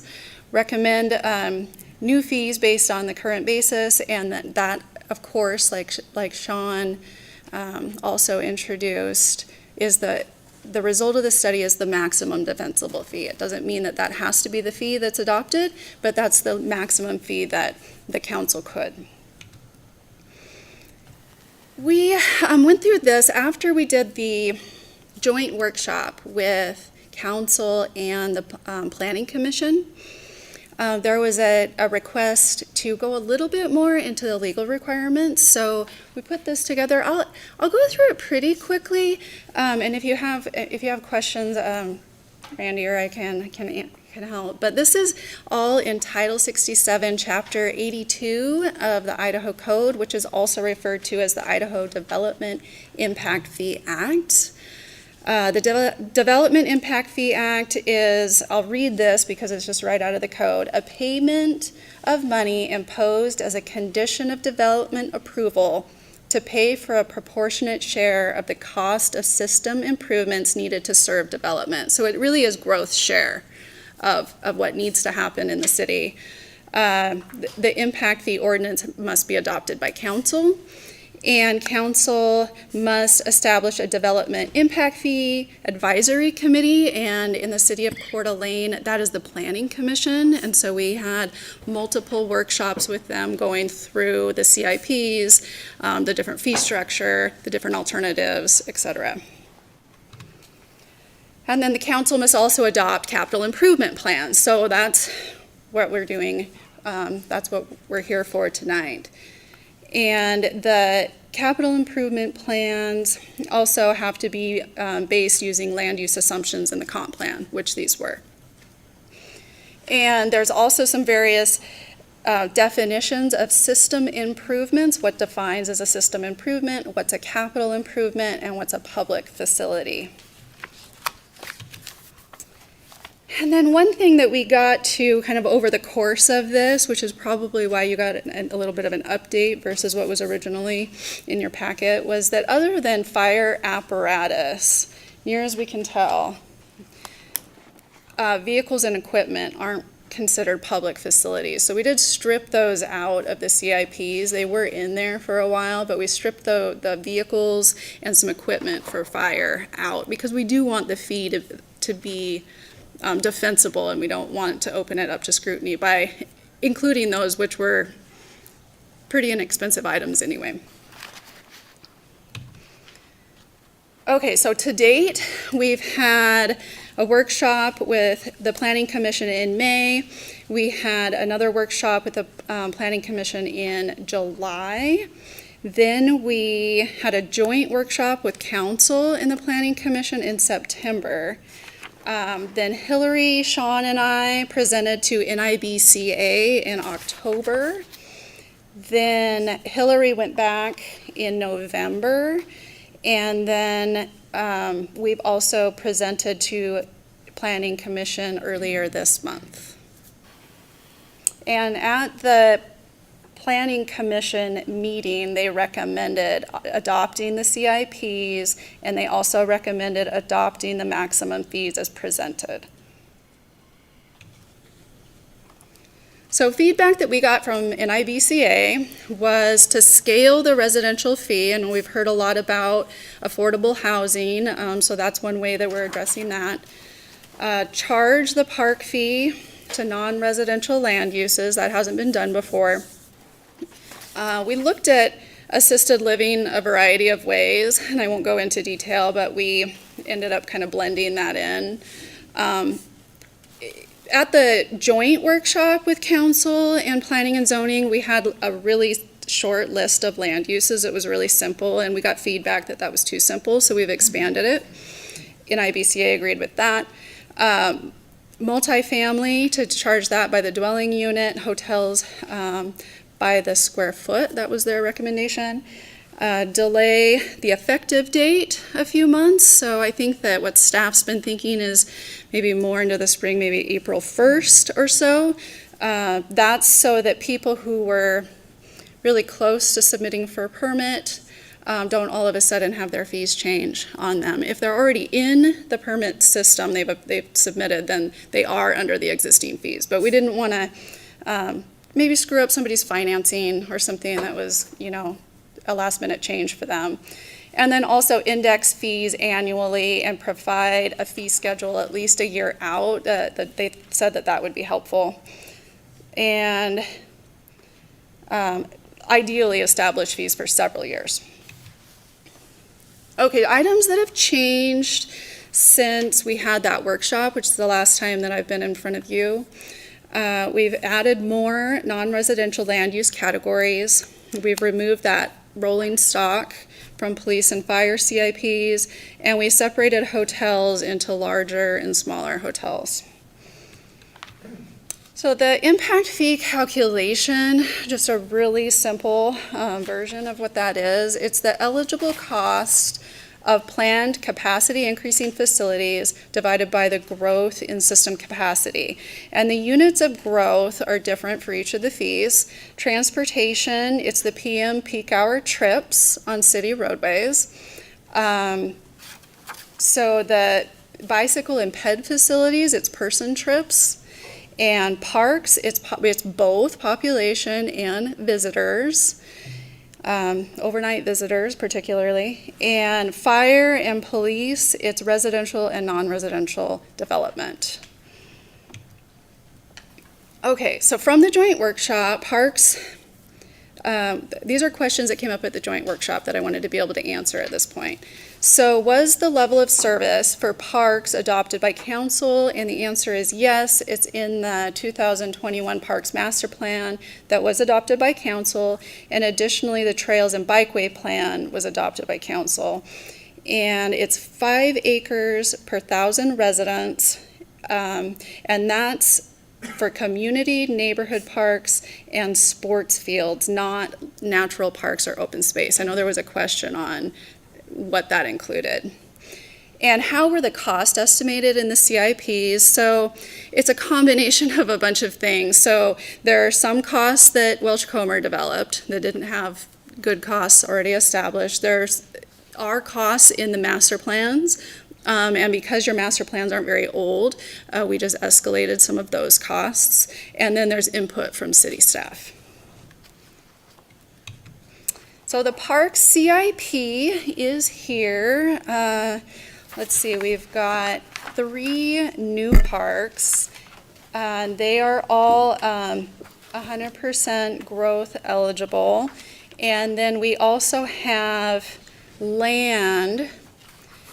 And the purpose of having a placeholder for land is that if an opportunity for a community or a neighborhood park or a sports field becomes available, that they would be able to use impact fee funds to purchase it. And you can't always know exactly where that might be within the city.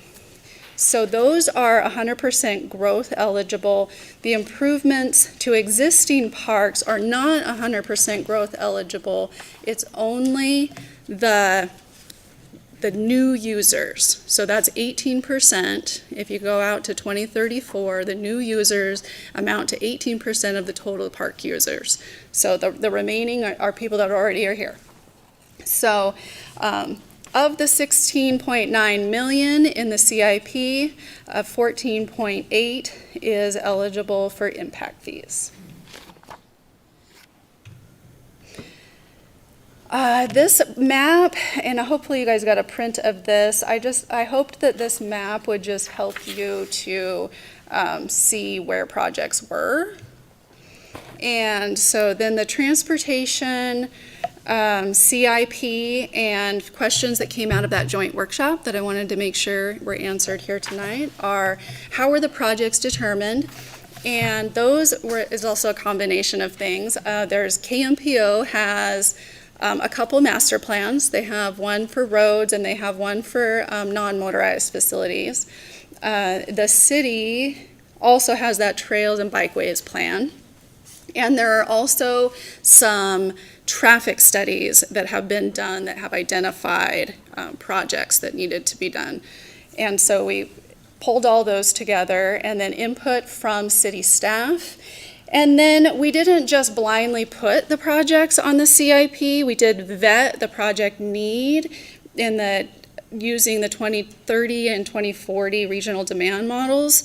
That was a coordinated effort between me and Iteris, and then going back to KMPO and kind of circling the wagon and making sure, does this intersection need to be on there? Is it going to be needed by 2034? So how were costs determined? They are, again, a combination just like the parks. It's a combination of costs that are shown in previous studies and plans. We would gut check those though, and some of those we decided to do our own estimates for because maybe they just seemed really too low or something. So we estimated a lot of the transportation projects, and then also, especially on some of the signal system projects, just immense knowledge from city staff on what those cost. So the transportation CIP is here. There's several slides of it. I put a line through R3. I should have not included it at all. It's 0% growth eligible, so it's not included in the fee. And the reason I put a line through it is that I didn't want somebody down the road to think that the East Sherman Corridor study was impact fee eligible because it's on the impact fee CIP and go use impact fee funds on it. So So anyway, that's why that one's lined through. So the intersection improvements are on this slide. Again, these were all vetted. And then we had medians on Northwest Boulevard. I think that one came out of a traffic study up in the new URA area by the hospital. And then the non-motorized projects are also listed. And they all have a various, I should back up just a second. They all have a various percent eligible. Not everything is 100% eligible. In fact, most of them aren't. So that means that you have trips on the roadway that aren't just growth. And so the reason for the project might be somewhat because of existing traffic. So the trips in the PM in 10 years are only 16.8% of the traffic. Okay. So of the 91 million in the CIP, only 33.5 million is eligible for impact fees, which is growth share. So the emergency services CIPs and questions that came out of the joint workshop for that. How were the costs determined? So we did look at the value of kind of the existing facilities versus the need for growth. And we also, the city of Moscow did a police station here within the last couple years, and they were really helpful in sharing costs associated with that, because there aren't that many new police stations going in the region. So, and then you're going through an expansion or a remodel of your police facility right now, and so we got input from that process, and then costs from ongoing Kootenai County Fire and Rescue fire stations that are being built right now, and then input from city staff and input from other fire impact fee studies. And again, a question was, can rolling stock be in the CIPs? As we went back to the state code, and Randy was super helpful on that. Fire apparatus, clearly yes. Other rolling stock, not clear, so we removed it. So this is the fire CIP. It's mostly Fire Station 5, which my understanding is going to be on the far west side of the city to serve that area. And then a new ladder truck and a new fire truck to go in that Fire Station 5. And then the police CIP is further expansion. This doesn't include the expansion that's already happening. That was direction early on that was already funded, and I think using maybe ARPA funds or something. So this is beyond that expansion that's already occurring to serve growth. And also, it was demonstrated that there was an existing need to have a police substation downtown. Because it's an existing need, we didn't make it 100% growth eligible. We just made it a percent, 16.4, which is the new. Oh, go ahead. I just have a question on that. It's been an existing need for decades. So why is it not eligible then? I mean, we have never gone forward and done it. So right. Because this is growth share. So existing deficiencies are really, you can't really make the people that come tomorrow pay for not taking care of it in the past. Huh. Yep. Interesting. An easier way to look at it is 15th Street. We've been talking about 15th Street for at least 15, 20 years, and we've been delinquent in moving forward and actually finding the money to do the necessary upgrades for 15th between I-90 and Best Avenue. And so even though we're in arrears for quite a while on that, you don't get to go backwards. You can only say from this point forward, you can start collecting it from people coming in, but people who are already here who didn't we didn't collect that impact fee from, we can't go back, there's no give backs. So the 15th Street example, though, it's been on the agenda, it's been talked about. A Yeah. substation has never been brought forward. Mr. Mayor, if I could, and Christie, maybe I have a question on that. When did a substation become an existing need? I know that we've discussed it, but I've never seen that we brought it forward as this is an existing need. Right. And A lot of this stuff is kind of like, what if, could this happen? Maybe we need to do this. I mean, like, the park, I mean, the Phantom Park that's in this, where'd that come from? Well, I guess Yes, we I have a would lot of just talking go, to do. I would like to explore that further when we have further discussion, because I think I don't see it as something that we just didn't get done. It is definitely something in the future that needs to be planned for. Okay. Thanks. Does that actually mean that if we collect impact fees, we could only spend 16.4% of those impact fees on a facility that costs $2.9 million? Or is that just what could be collected? Right, that's just what can be collected. Okay. So you don't have to track to the point where on each project, you're saying, well, I'm not going to fund this with more than this amount of money. The thing is, if you fund a project on the CIP more than is in here, then you're going to have to come up with other funds to help fund other things on the CIP. So if I were to put a purpose behind all these numbers in this grid and stuff, which is just wonderful, the purpose of this is to find out how much we can raise in impact fees, not how much we can spend. Yes. Correct. The purpose of the study in general is to come up with your maximum defensible fee that you could charge for growth, for new That's development. all these numbers and all this stuff, so when it comes to the substation, whether we had it on the books or not, this is just the percentage that would be justified. Right. The part that's justified to charge newcomers. The part that's justified to charge newcomers, I guess, is the way to look at it. And that applies to everything, all these numbers and all these grids for all the 4 categories. Correct. So the capital improvement plan establishes what you can spend it on.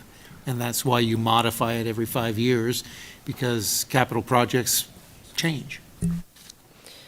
One further question on that, Mr. Mayor. Go ahead. I'm having difficulty seeing the difference between, and not your fault, you just have to explain it to me slow, the difference between a new fire station and a police substation. I'm not grasping why those two are different. One's 100% funded, and the other one's 16%, 18%? Right. So my understanding is the new fire station is going to be definitely to serve growth over on the west side of the city. So We haven't even it's- determined a location for a substation. It would be serving an area of the city due to growth. Right. Okay, And- so and another how way. concrete is that? So does that mean that if we do fund a new fire station, it has to be on the west side of the city? No, it doesn't. So in the needs assessment that we did, we're looking at population growth. And so you've got so many substation or fire stations today, and there's so many square feet of fire stations and so many ladder trucks and fire trucks. And your population's gonna grow to 72,000. And so that requires so much more facility to handle that growth. So it's correlated to the growth that you're expecting. So I think I get this. So this is just like a plan, which means it can change. So none of this stuff, even though there's like stuff I highlighted throughout here and I'm going, well, where the heck did this come from? This is just kind of like, oh, we can do this, we can do that. Nothing's really, it's all the maximum potential of what could possibly happen that we These can use are- to justify the fees. These are all projects that are needed to handle growth in this community. So that's the criteria. Based upon, let's say, the parks we approved a parks master plan, and that's that's the genesis for these parks. Right, but this specific stuff that was mentioned in the parks, I tagged it. So there's specific, so it says, the BLM Park, and the Harbor Center and La Crosse, yeah, I remember talking about that, BLM Master Plan. Trails Park, yeah, the TBD Park, though, where'd that come from? Oh, that is because you're going to need more park land to handle growth, to keep up with your level of service of 5 acres per 1,000 population. So if there's an opportunity to buy parkland, you would have, since it's in the impact fee CIP, you could use impact fee money to purchase it. And that's exactly what I was saying. So a lot of this stuff is things that could have happened that we haven't discussed. So that would explain why they would be in here that would not be in any other plan, or we would never have any prior discussion. Well, it's because you set, this is between the time that I was city administrator and I'm now mayor, you set a larger or smaller, depending on how you look at it, number of acres per 1,000 people that you asked for. Isn't that correct, Bill? That's correct. So beyond what's already in the master plan, projections on growth then push the number of acres to match those growth projections. And that's really all it is. Question on that, Mr. Mayor. When's the last time that we paid for park land? Because didn't that kind of come into annexation agreements with Coeur Atlas. and Atlas? And so I don't remember purchasing part, not that we wouldn't need it, but I don't remember us having to purchase it. Well, yeah. Well, actually, you may not necessarily purchase it, but you may use those funds to develop it. We bought Atlas, and we also paid for Person Field twice. Yeah. Okay. Question on this, and I get it that capital improvement usually is, actually building something, but a few years ago, actually, we did have a police substation downtown 15th and Sherman that we leased, and as I'm thinking, wow, for 16% of what it would cost to build, maybe we could lease what we need to on a long-term lease that would meet the need, or is it only if we buy it and own it? I'm pretty sure it's a capital purchase. You want to weigh in, Randy? Yeah. What, Microphone. Okay. one more question on that to staff. This was defined as a substation. Why, we have one police department, and we will have 5 fire stations because we need them, but why are we looking at it as a substation? Should be an additional police department. For the downtown. Well, for the southeast area of town, because the current department's in the northwest. Right. I don't know that I would be able to answer that question. So when I sat down with each department and kind of went through what their needs were, it came up time and time again that there's a need to have the police presence in the downtown area.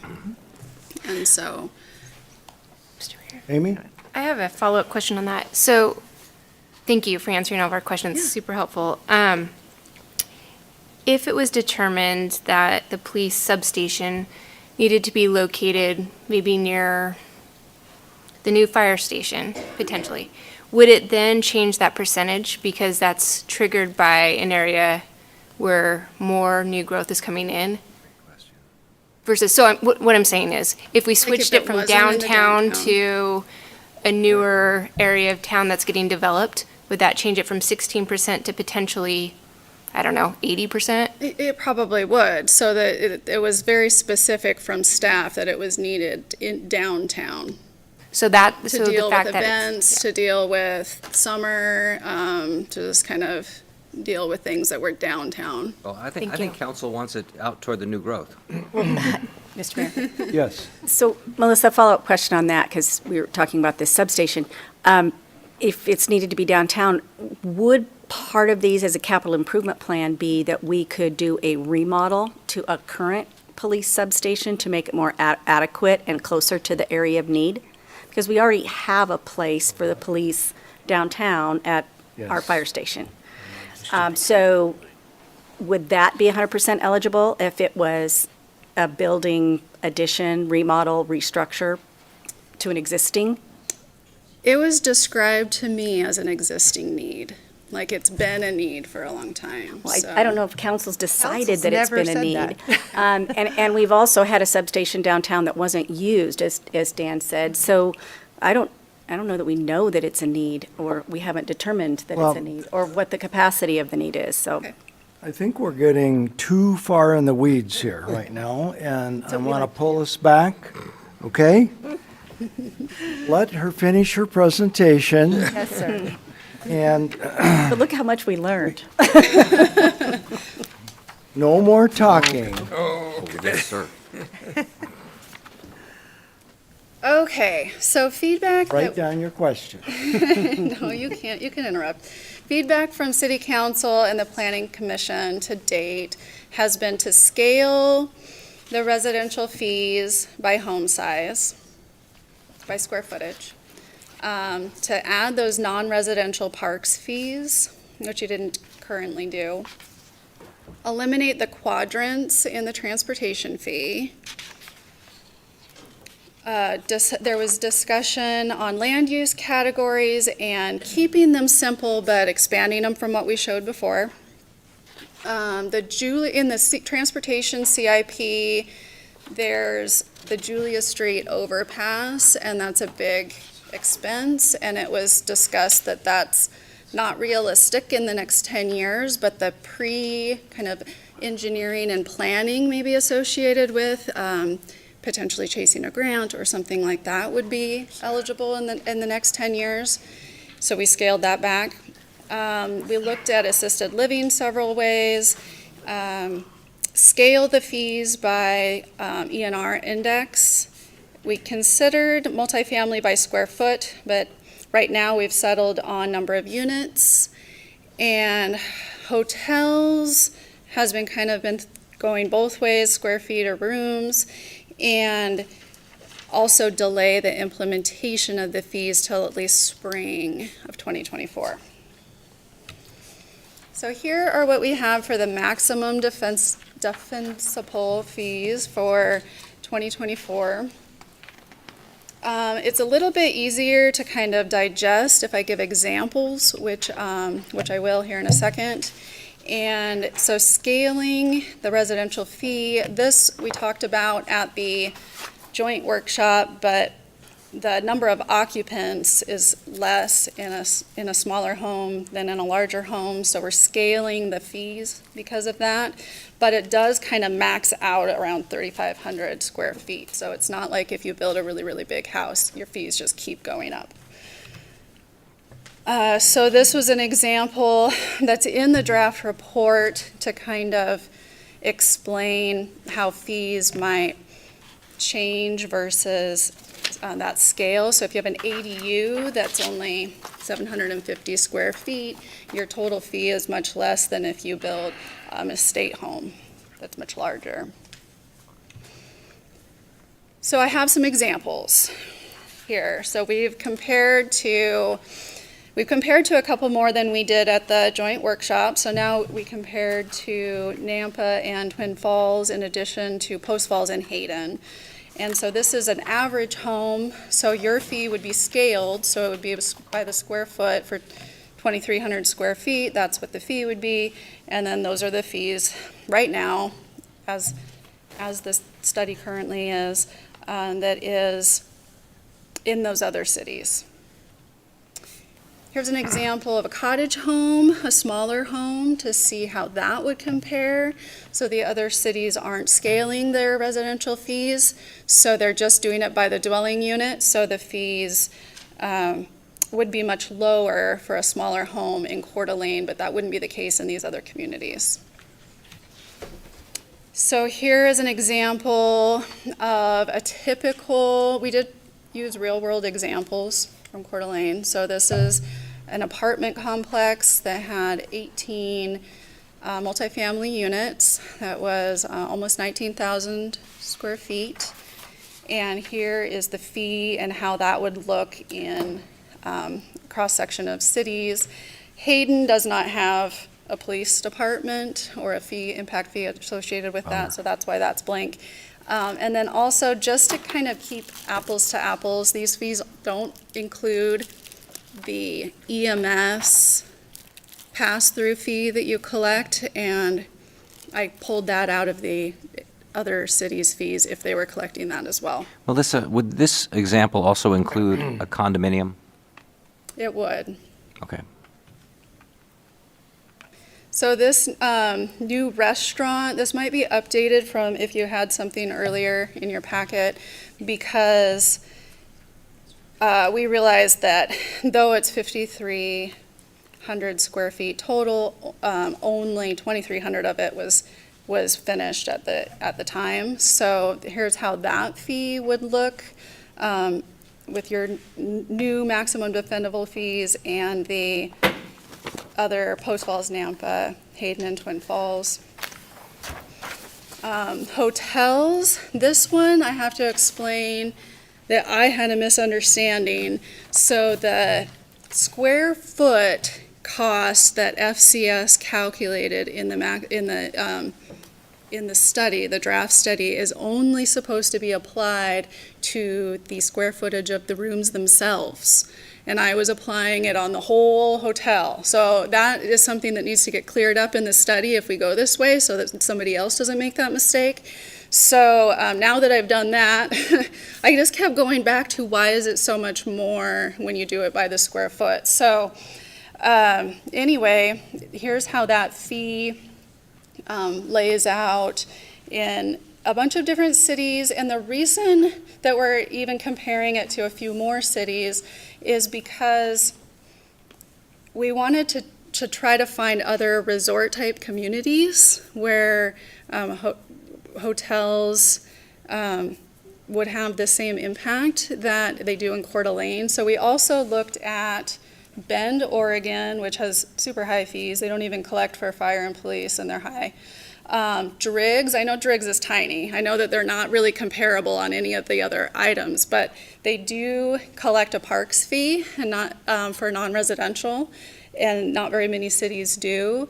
And so it shows what their fee is, and then Park City, Utah also does. And so we tried to think of various cities that would have maybe similar conditions, and it's difficult to find a resort community that's exactly like Coeur d'Alene, that also collects impact fees that we can find and all of that. So that we put some work into that just to try to give you a feeling for maybe how you compare to other communities, if nothing less. And have you looked at a per unit cost rather than square foot?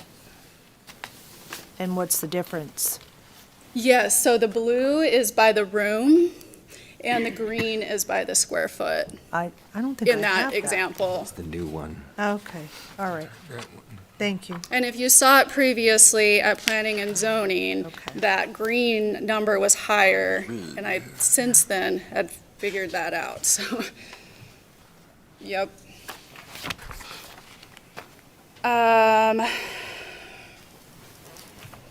So I added an example for office space.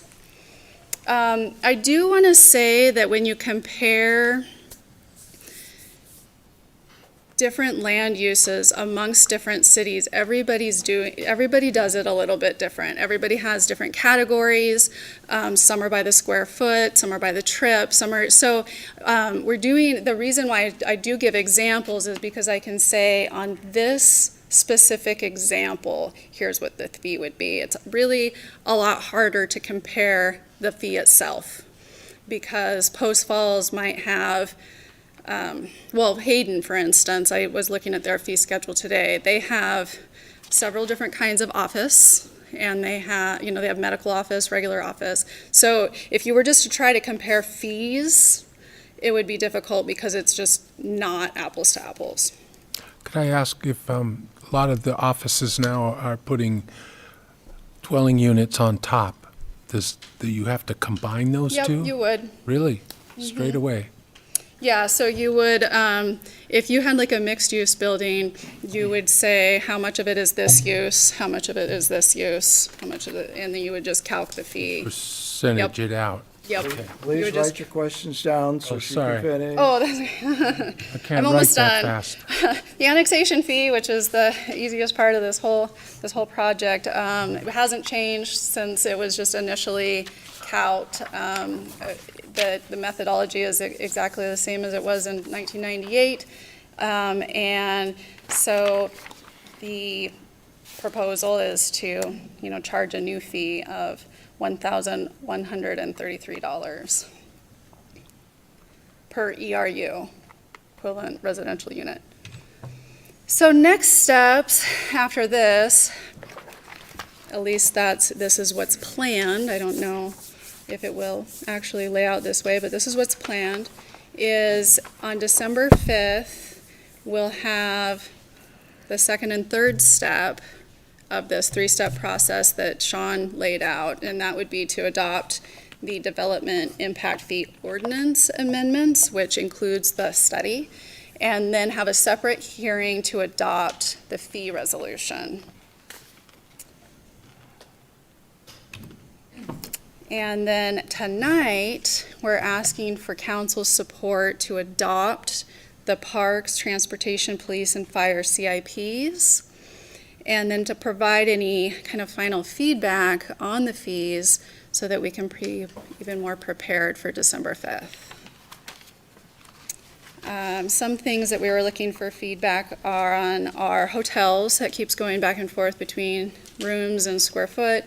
The charge, charging the fees starting April 1st. I mean, that's what we were planning on doing, but see what you thought about that. And also just to point out that if a developer is developing on land that's not bare, there is something already, they get credits for that. And what we're proposing in the study is the most fair is to give them credits on today's impact fee. So if there's a restaurant and they're going to take that restaurant out and they're going to build a hotel, they get credit for the restaurant that's there at today's impact fee rate, and then you apply the hotel fee. And then also to adopt 5 years worth of fees. This was something that kind of came out of NIBCA's recommendation with the index of 3.9% per year. Okay, I think that's it, so Okay. ask me questions. I'm sure you have some questions, but what I'd like to do is open the public hearing, because we've only got 2 people wanting to testify. And then if you want to call her back up to answer questions, we'll do that after that. I'll open the public hearing. We have 2 individuals wishing to testify. The first one is Bill Reagan.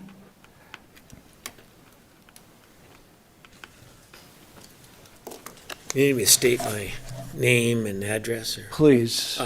My name is Bill Regan, 2491 East Hanley, Dalton Gardens. Thank you for allowing me to speak today.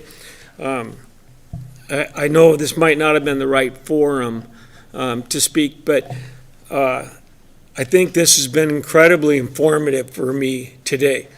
And there has not been an opportunity until this point for us to even learn that this was taking place, how it was going to be calculated, so we could add some input to it.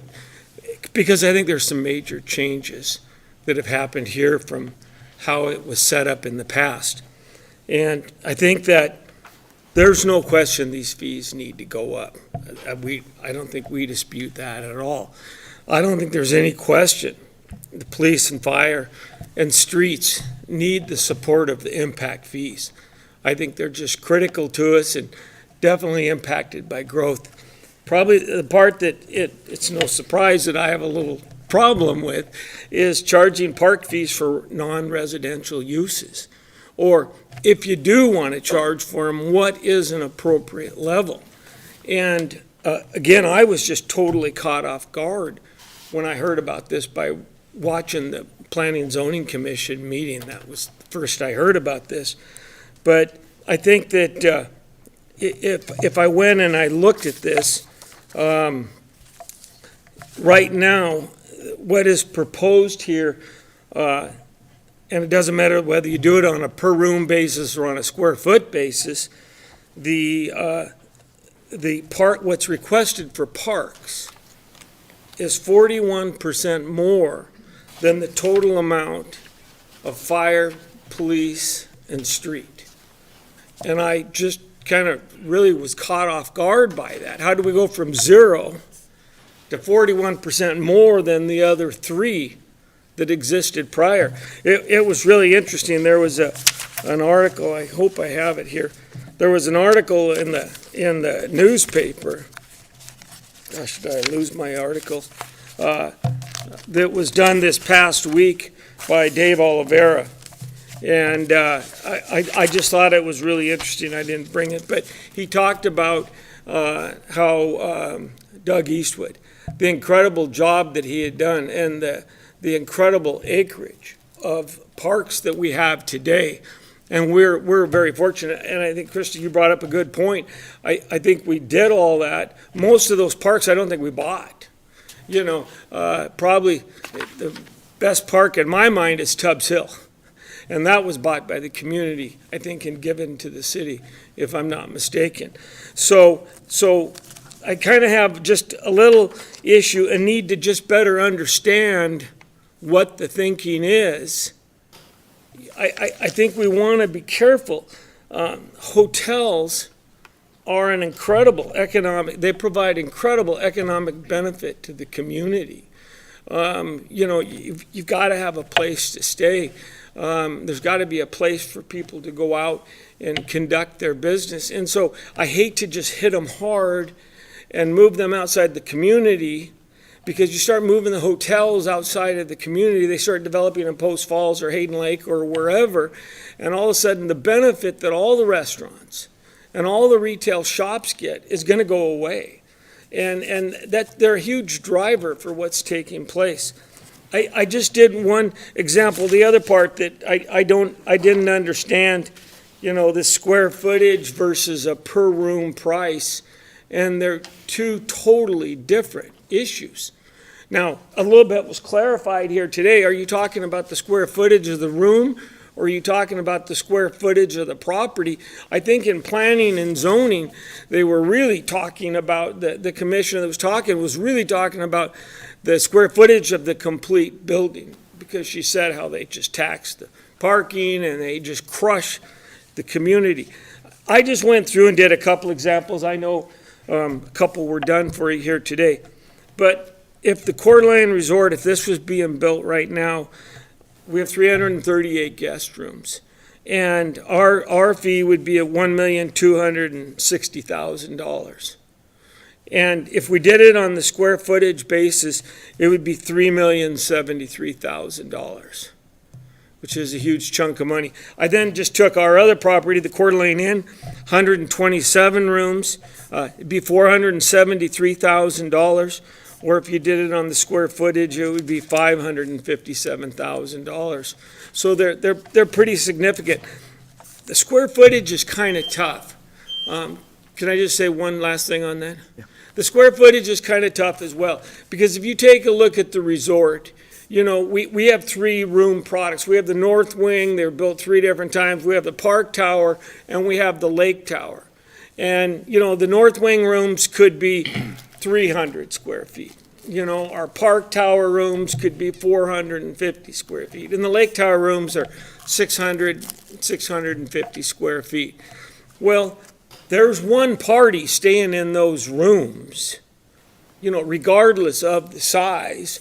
And so if we're really talking about, the impact that we're having on the parks or, on the other areas, I think it's the same regardless of the room size.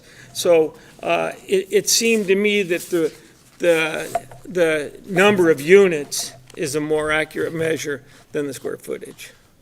Thank you. So I just ask that we have a little bit more time to kind of understand what's going on here. Thank you. Ryan Nip?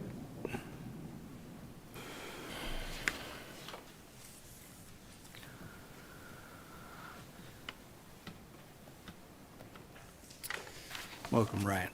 Ryan Nip, live at 1962 East Woodstone in Hayden, Idaho. Good evening. Thank you for your time this evening.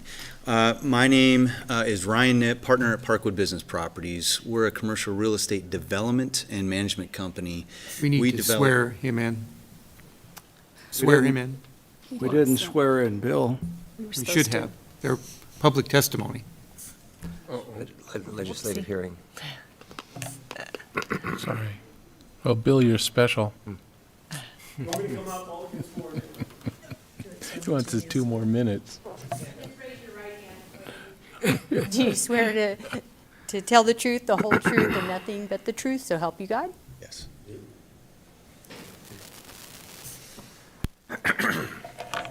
We develop office, medical office, retail, tech flex, warehouse, multifamily, and hotels.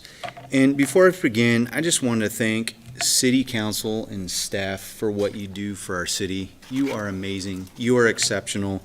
Thank you for what you do. You don't receive enough thanks, enough gratitude, and I just want to say thank you. I'm here tonight not to object to the capital improvement plan. We have confidence in city staff, in Melissa Cleveland, in City Council for that adoption process. But I thought it would be important to mention that I'm here tonight to request to delay the December 5th hearing and adoption of the proposed impact fee schedule. The first, echoing Bill's comments, the first that we have heard this was in the Coeur d'Alene Press last week. And I believe City Council and city staff would want to hear from the local development community on these fees and to be prepared to provide information, relevant, insightful feedback by December 5th. It probably doesn't give us enough time, especially considering we have the Thanksgiving holiday coming up here in the next few days. And so we suggest, we ask that the City Council consider delaying that December 5th date out to, I'm just throwing out an example, late January, to give us time to ask questions of City Council, to request some information for City Council so we can provide meaningful feedback for you to make an important decision on these fees. It's been 20 years since these fees have been increased, and so again, I agree with Mr. Regan, fees have to increase, but to what level? I'm already starting to run some numbers, and some of these proposed fees are significant, would have a major impact on growth or lack thereof and affordability, and you'll want that feedback from us as you make these important decisions. So that is my request tonight, and I very much thank you for your time. Thank you, Ryan. Okay, I will close the public hearing. And you want to ask some questions? Do you want to come back up? Yeah, I was going to say I have a couple of answers to some of the things that Bill brought up, if you don't mind. Okay, so I think there was a question on users per room, and so it's, and I understand that maybe they haven't had an opportunity to look at the draft study, and but what the study states is that overnight lodging visitation statistics in Idaho indicate that new hotels with 50-plus rooms generate 2.22 units of park user demand per room. And that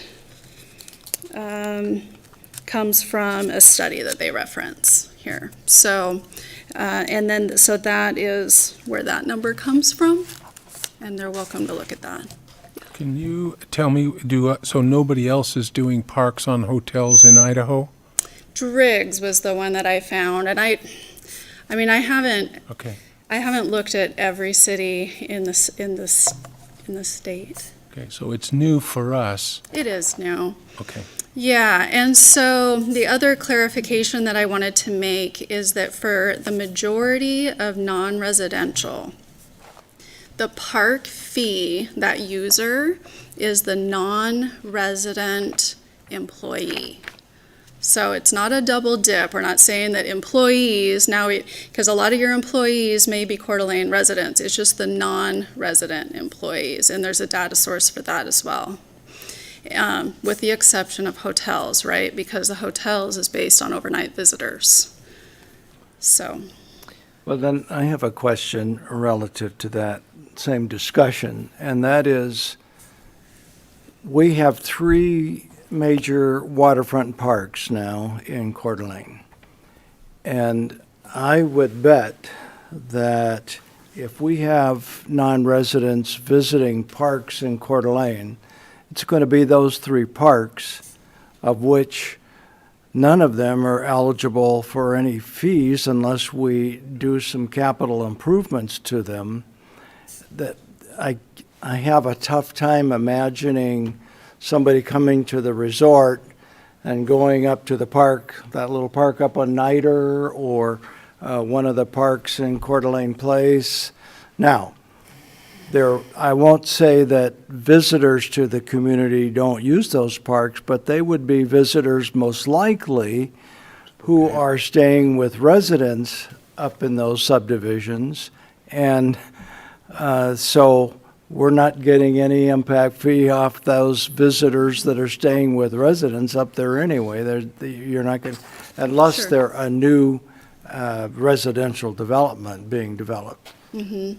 Right. So I don't see how we can assess that level of impact to hotels, or how we can attribute that level of impact to hotels when the impact is to the parks down here. And I do want you to respond. You're going to say, is there a question there? That's okay. The challenge, as Christie has pointed out, is not necessarily acquisition of land, but, and if we do it right, we get the developers to build the parks, although I'm not sure it's always to our standard. But the bigger challenge is actually the maintaining of those parks, and impact fees don't help us there at all. Sure. Right. In terms of hotels, I'd rather get some kind of a bed fee as users come in, because that we could attribute back to the usage and help with the actual maintenance, because the fees that we would be assessing them are for parks that are mainly going to be used by the residents. But I don't see, other than the 3 parks I just mentioned, I can't get that direct connection between those high fees and the actual usage for new parks that we would acquire down the road. No question. Pardon? Well, just a couple of observations. And I remember a time when I was on the council, and for a partial term in early 90s, I mean, we've had this, and I remember many times of Councilman Ettinger talking about, well, we need to get those people from Spokane to pay more for the park, because they're the ones who actually, if you came and looked at how many Washington license plates versus wherever in the resort parking garage or something. But, so it's like we're trying to somehow help pay for the impact on the parks, although then in turn we get a whole lot of benefit because we are in fact a tourism community. So, you can't ignore that. So I guess it's what's the logical way to try to maybe capture something, and I guess what this is doing is trying to capture something on the very front end as somebody is building or doing something, you get a one-time impact or something, versus some other fees. But again, I'm, kind of agreeing here that I'm not completely sure if I see the nexus, as much as we need money for the parks, but the logical nexus on how this, comes out. So I guess that's one that I have a question mark. I would also give feedback that, in the timeline, this isn't like the Area 13 for the district that's going to close, where we're on an emergency timeline kind of, we've been a long time, we should have done this a long time ago, so we should take our time to, get it right. So, that's an observation is I guess I would lean towards, if we think we need some more time, although they probably had public hearing notices and all of that, but, so that's one piece. The other thing more specific is on the assisted living portion. I remember at our combination that we were, concerned, and I do know why, the idea that, because fire guys have to go out to assisted living a whole lot of times, but for a lot of reasons that generate that level of response, and we wanted to make sure that we didn't over penalize them for that, and also maybe looking at the difference between a for-profit enterprise and a nonprofit. So I don't know if you had any feedback. How did you come to whatever the final conclusion on charging assisted living fees? Right. Well, okay, so remember that I'm the project manager of this whole process, and FCS Group is actually doing the financial analysis. So I've been very involved, and I know a lot of it, but I don't know everything about the assisted living fee. What we ended up doing is blending it in a bit more to the other more commercial uses, so that it wouldn't stand out as this high fee for particularly fire and police. Although when I look, and I can't remember the exact chart, but I mean, something like 2 point some dollars per whatever measurement actually foot, jumped out at me as a pretty high level compared to others. But anyway, so that's just a Okay. That's yellow another, flag concern for me still, so.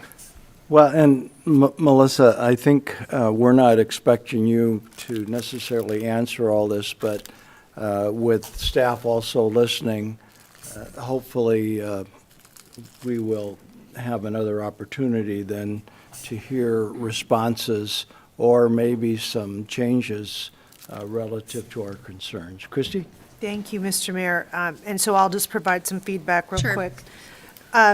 Parks, we did adopt the master plan because we care about parks. We have beautiful parks, and so I support the master plan, but what I share the same concern with the mayor, that I don't know that we can actually say the impact fees work in that regard. There are other options council can talk about. It's never popular, never fun, but, our parking fees do go toward parks, and we could revisit our parking fees as well. The timeline, you talked about April, and I don't think that's probably the best time. That's when everyone's paying their taxes.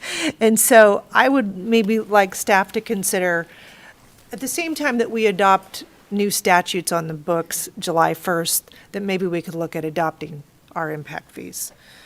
The capital improvement plan, I don't think we're completely fleshed out here on the capital improvement plan. I'm not sure if council feels the same way, but overall, just what adopting tonight, I don't feel like we're quite there. And then I'm curious on, there's some people that would probably like to really come and comment on this. The Economic Development Council, like to hear from them. Our other hotels, aside from the resort, developers, I think they need time to review and make comment on these proposed fees. And we all agree, I think everyone's been pushing and saying, staff, get this done, so thank you, staff, you've done a lot. But going from 0 to 60 is kind of where we feel right now. So we're gonna need some time to really find just exactly where we should be. And I'm a moderate, so I like to be somewhere in the middle. Dan? Thank you, Mr. Mayor. So, a couple of things. I'm not prepared to make a decision on this tonight. I think I need more information. I agree that, I actually think the parks should be removed from commercial. No parks impact for that. I buy the arguments that were made on that. During the workshop, I asked for the 2016 plan to be given to council. It was not provided to us. This was a plan that staff had done that was withheld from council. I still want to see that plan, and I don't think we should make any decision until we see it.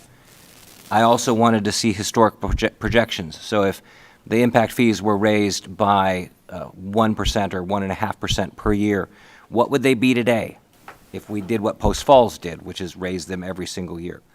I want to see those two data points before I make a decision. I think there's a bunch of stuff in here in these projections, and I think I would have been better served by a presentation that would have given things at a higher altitude. Tell me how this is calculated, as opposed to just throwing up tables of numbers. I think there's things in here that are designed to boost the numbers and not necessarily reflect accurate what the growth is. And I mentioned this at the workshop, the Julia Street overpass should not be in here. That is an urban renewal project. There's no reason we should be calculating that for future growth because urban renewal said they would pay for it.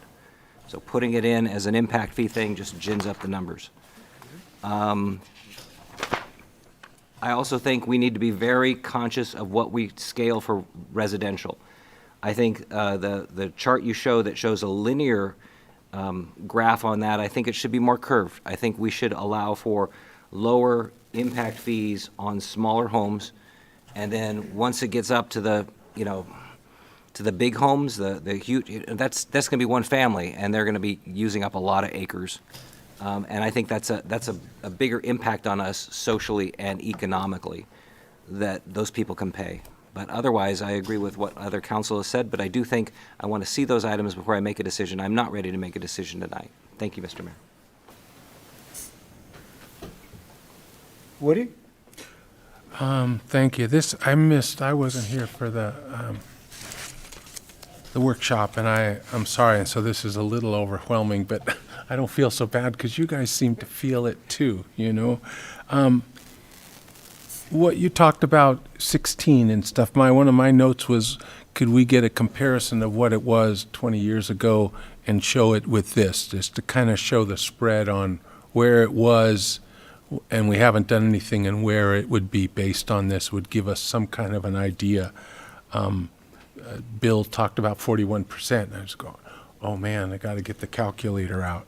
The other one was the economic development side of it was, Ryan brought that up, and I hadn't even thought about all the moving parts that are out there besides condos on top of office buildings, things like that, that seems to be the new norm.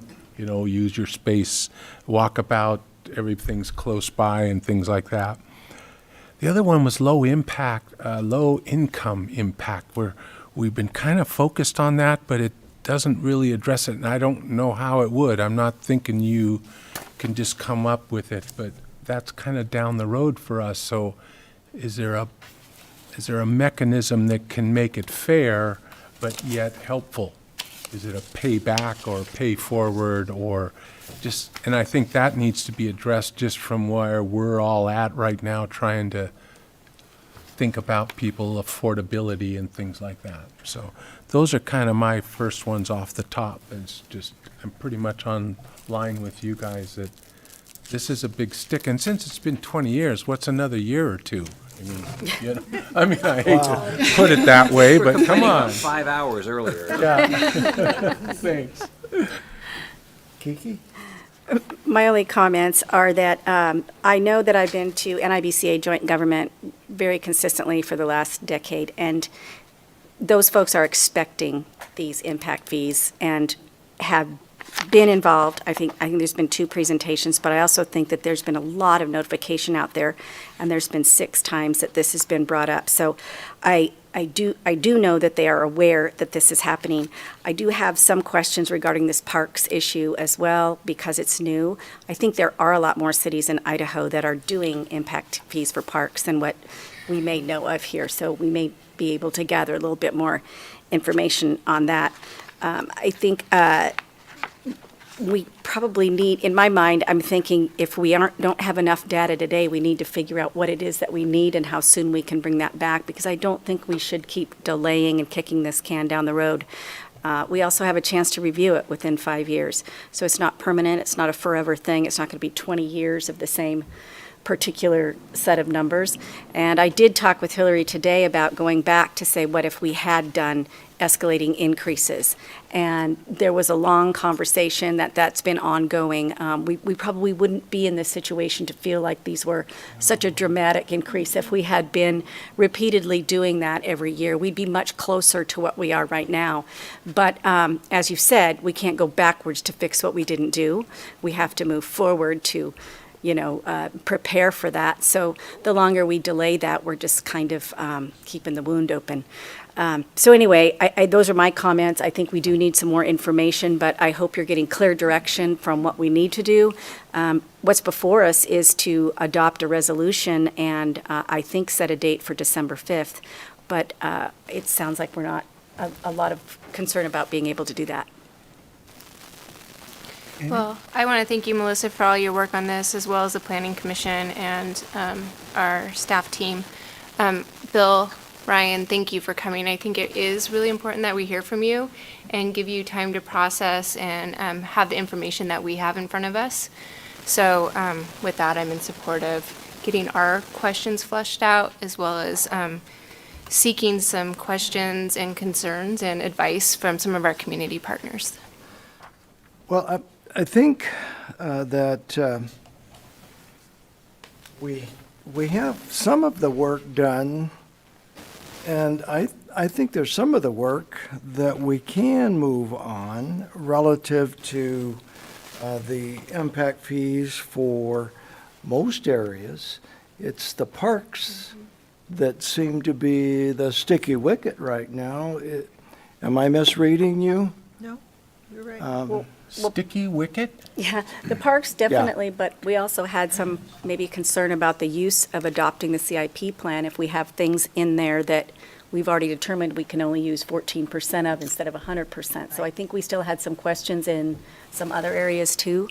Well, we can't, but if we, whatever we delay on, they need to be very specific questions or concerns, because they can't say, well, yeah, I don't like some of this stuff. Well, I think So it doesn't work, and so that's fine. And actually, I'm in agreement with you that we still have some work to do. You've done some wonderful work. Thank you very much. I know that it's so frustrating when you get it all done and you get it to council and say, well, I don't know. But there are some concerns, mainly with parks, and that's my main concern, is how we assess those parks fees fairly and appropriately. And not only because, I'm going to back that up and say, I think that you did the work on the parks relative to the master plan in the park, relative to what we set on acres per thousand. And I would like you to take a look at that and make some recommendations or come back with some recommendations for maybe a higher level of acres per thousand. Because I think, just let me finish, Dan, because I don't think we can afford the current level that we have said we want on acres per thousand. I look at that, and it's just becoming more and more unaffordable, particularly when we look at things like water and the usage that we consume as the city. We're the biggest user of water in the summer, and we're going to grow that more? Well, I'm not sure that that is the best step forward for us.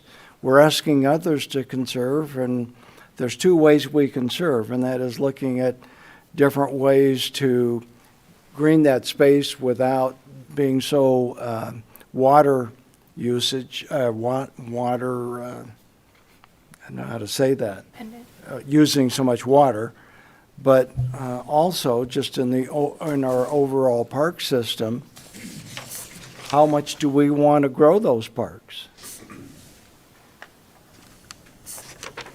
Dan? Sure. And besides the park, which I think this is, I mean, that has raised a real question, and the timeline, but you want one other specific, at least, that I think I heard, and I think there's a reasonable question, is an example of office space, which I guess I kind of equate as a general commercial space, but when I look at the examples of, Coeur d'Alene versus the rest of them, to me, it kind of jumps up pretty high. So it's like, maybe there's justification, but I mean, is it really the right proportional thing? Now, on the other hand, frankly, on like property tax, I think that commercial has gotten an unfair break on it, versus residential. But we do have to be fair in each direction. So that's one that just jumps out at me as something, that needs another look. So, when you, thank you. Yep. When you said pull out commercial from impact fees. Parks. Relative to parks. Right. Okay. And, go ahead. Mr. Mayor, I was just going to make a motion that we table the adoption of the CIP plan and give additional feedback, if it needed, beyond what came out of this meeting, to the project manager until the December 5th meeting, where we can review these changes. Second. Does that give you enough time, the December 5th meeting, or should we give you more time?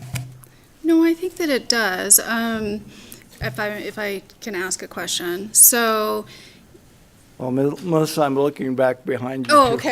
okay. to Hillary? Pardon? Who are you looking at, Hillary? I was looking at our planning group and Okay. parks folks.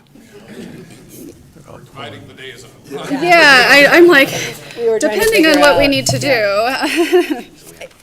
I think it is enough time probably, but yeah, it is a little tricky with the holidays in the mix. And Bill, I think we need a little more clear guidance on the park CIP and if anything's changing in that. So if we can get really clear guidance, that would help us to come back on the 5th. Otherwise, we might need to continue it further. So, Mayor, you said something that struck real home with me, and when we were doing this, you're correct now, as I look at this objectively, that our visitors, the impact that we're going to see are the 3 parks you named. So we'll work on this. We'll back off those fees on the park side quite a bit so that this is more in line with what I think would be like everybody's appetite. I was seeing it in a way that they had an impact, but again, it's not for M&O, like you said. If we could get a bed and breakfast tax, that would help us on M&O. But the development and purchase of property, we can't use that on this, and I missed that in the shuffle somewhere. Yeah. So I think we can dust this off and make it much more presentable and for everyone. And notice I said fee and not tax. Yeah. Fee, resort Sorry, fee. We Sorry. might look at some Yeah, kind of fee that we can assess. correct. We can't get taxed. Mr. Mayor. Okay, yeah, that helps. Yep. We got a bunch of people. Go ahead, Woody. I defer to the, While Parks is here, I just a quick thought, what if you weren't to knock out the natural parks and open space? What if you were to put it in? Would it reduce it a little? That sort of is pulled out. I'd rather of the give in park. a different way. Okay. Okay, I think that needs to stay the way it is. This is about developed parkland and open space. I know Councilman Gookin and I have talked about this before, but they're not the same. Gotcha. So I think by what I just suggested to the mayor, we can find a sweet spot. Okay, thanks. Yep. Okay, so we have a motion on the floor, but I was going to ask council, do we continue this hearing? Can we, rather than close the hearing, can I continue the hearing to the next council meeting? We've already closed the public hearing. The matter's tabled. You can reopen the public hearing at the next hearing that you have it on the agenda. Okay, well, and we have to reopen it because we're going to get additional information and different data than, okay. Mr. Mayor? So I'm sorry, just a sec. So does that motion still work then? Yeah, motion to table, although it was not, I don't believe the motion included a date, so that's open-ended at the I moment. tabled till December 5th. Second. So it was, the motion and second was to a date definite. Okay. Christie, I'm sorry. That's all right. Just additional feedback before December 5th. I am very concerned about the substation language. Yeah, I wrote that one down. Okay, great. And I'd like to see something different on that if possible. Okay, Because we're putting it on the west side of town where all the new growth is. okay, sounds good. They already gave it. Okay, Or we're remodeling something. Was there We any don't know. other we have a feedback on the motion and a second. on the Further transportation? discussion? I'm sorry. Hearing none. Do I have to take a roll? Yes. Will the clerk take the roll, please? Miller, Aye. McEvers, Yeah, I think so. Gookin, Definitely. English, Yes. Wood, Yes. Evans. Yes. Motion carries. Thank Okay. you. Thank you, Melissa, for your Yep. patience with us. Make a motion to adjourn. Second.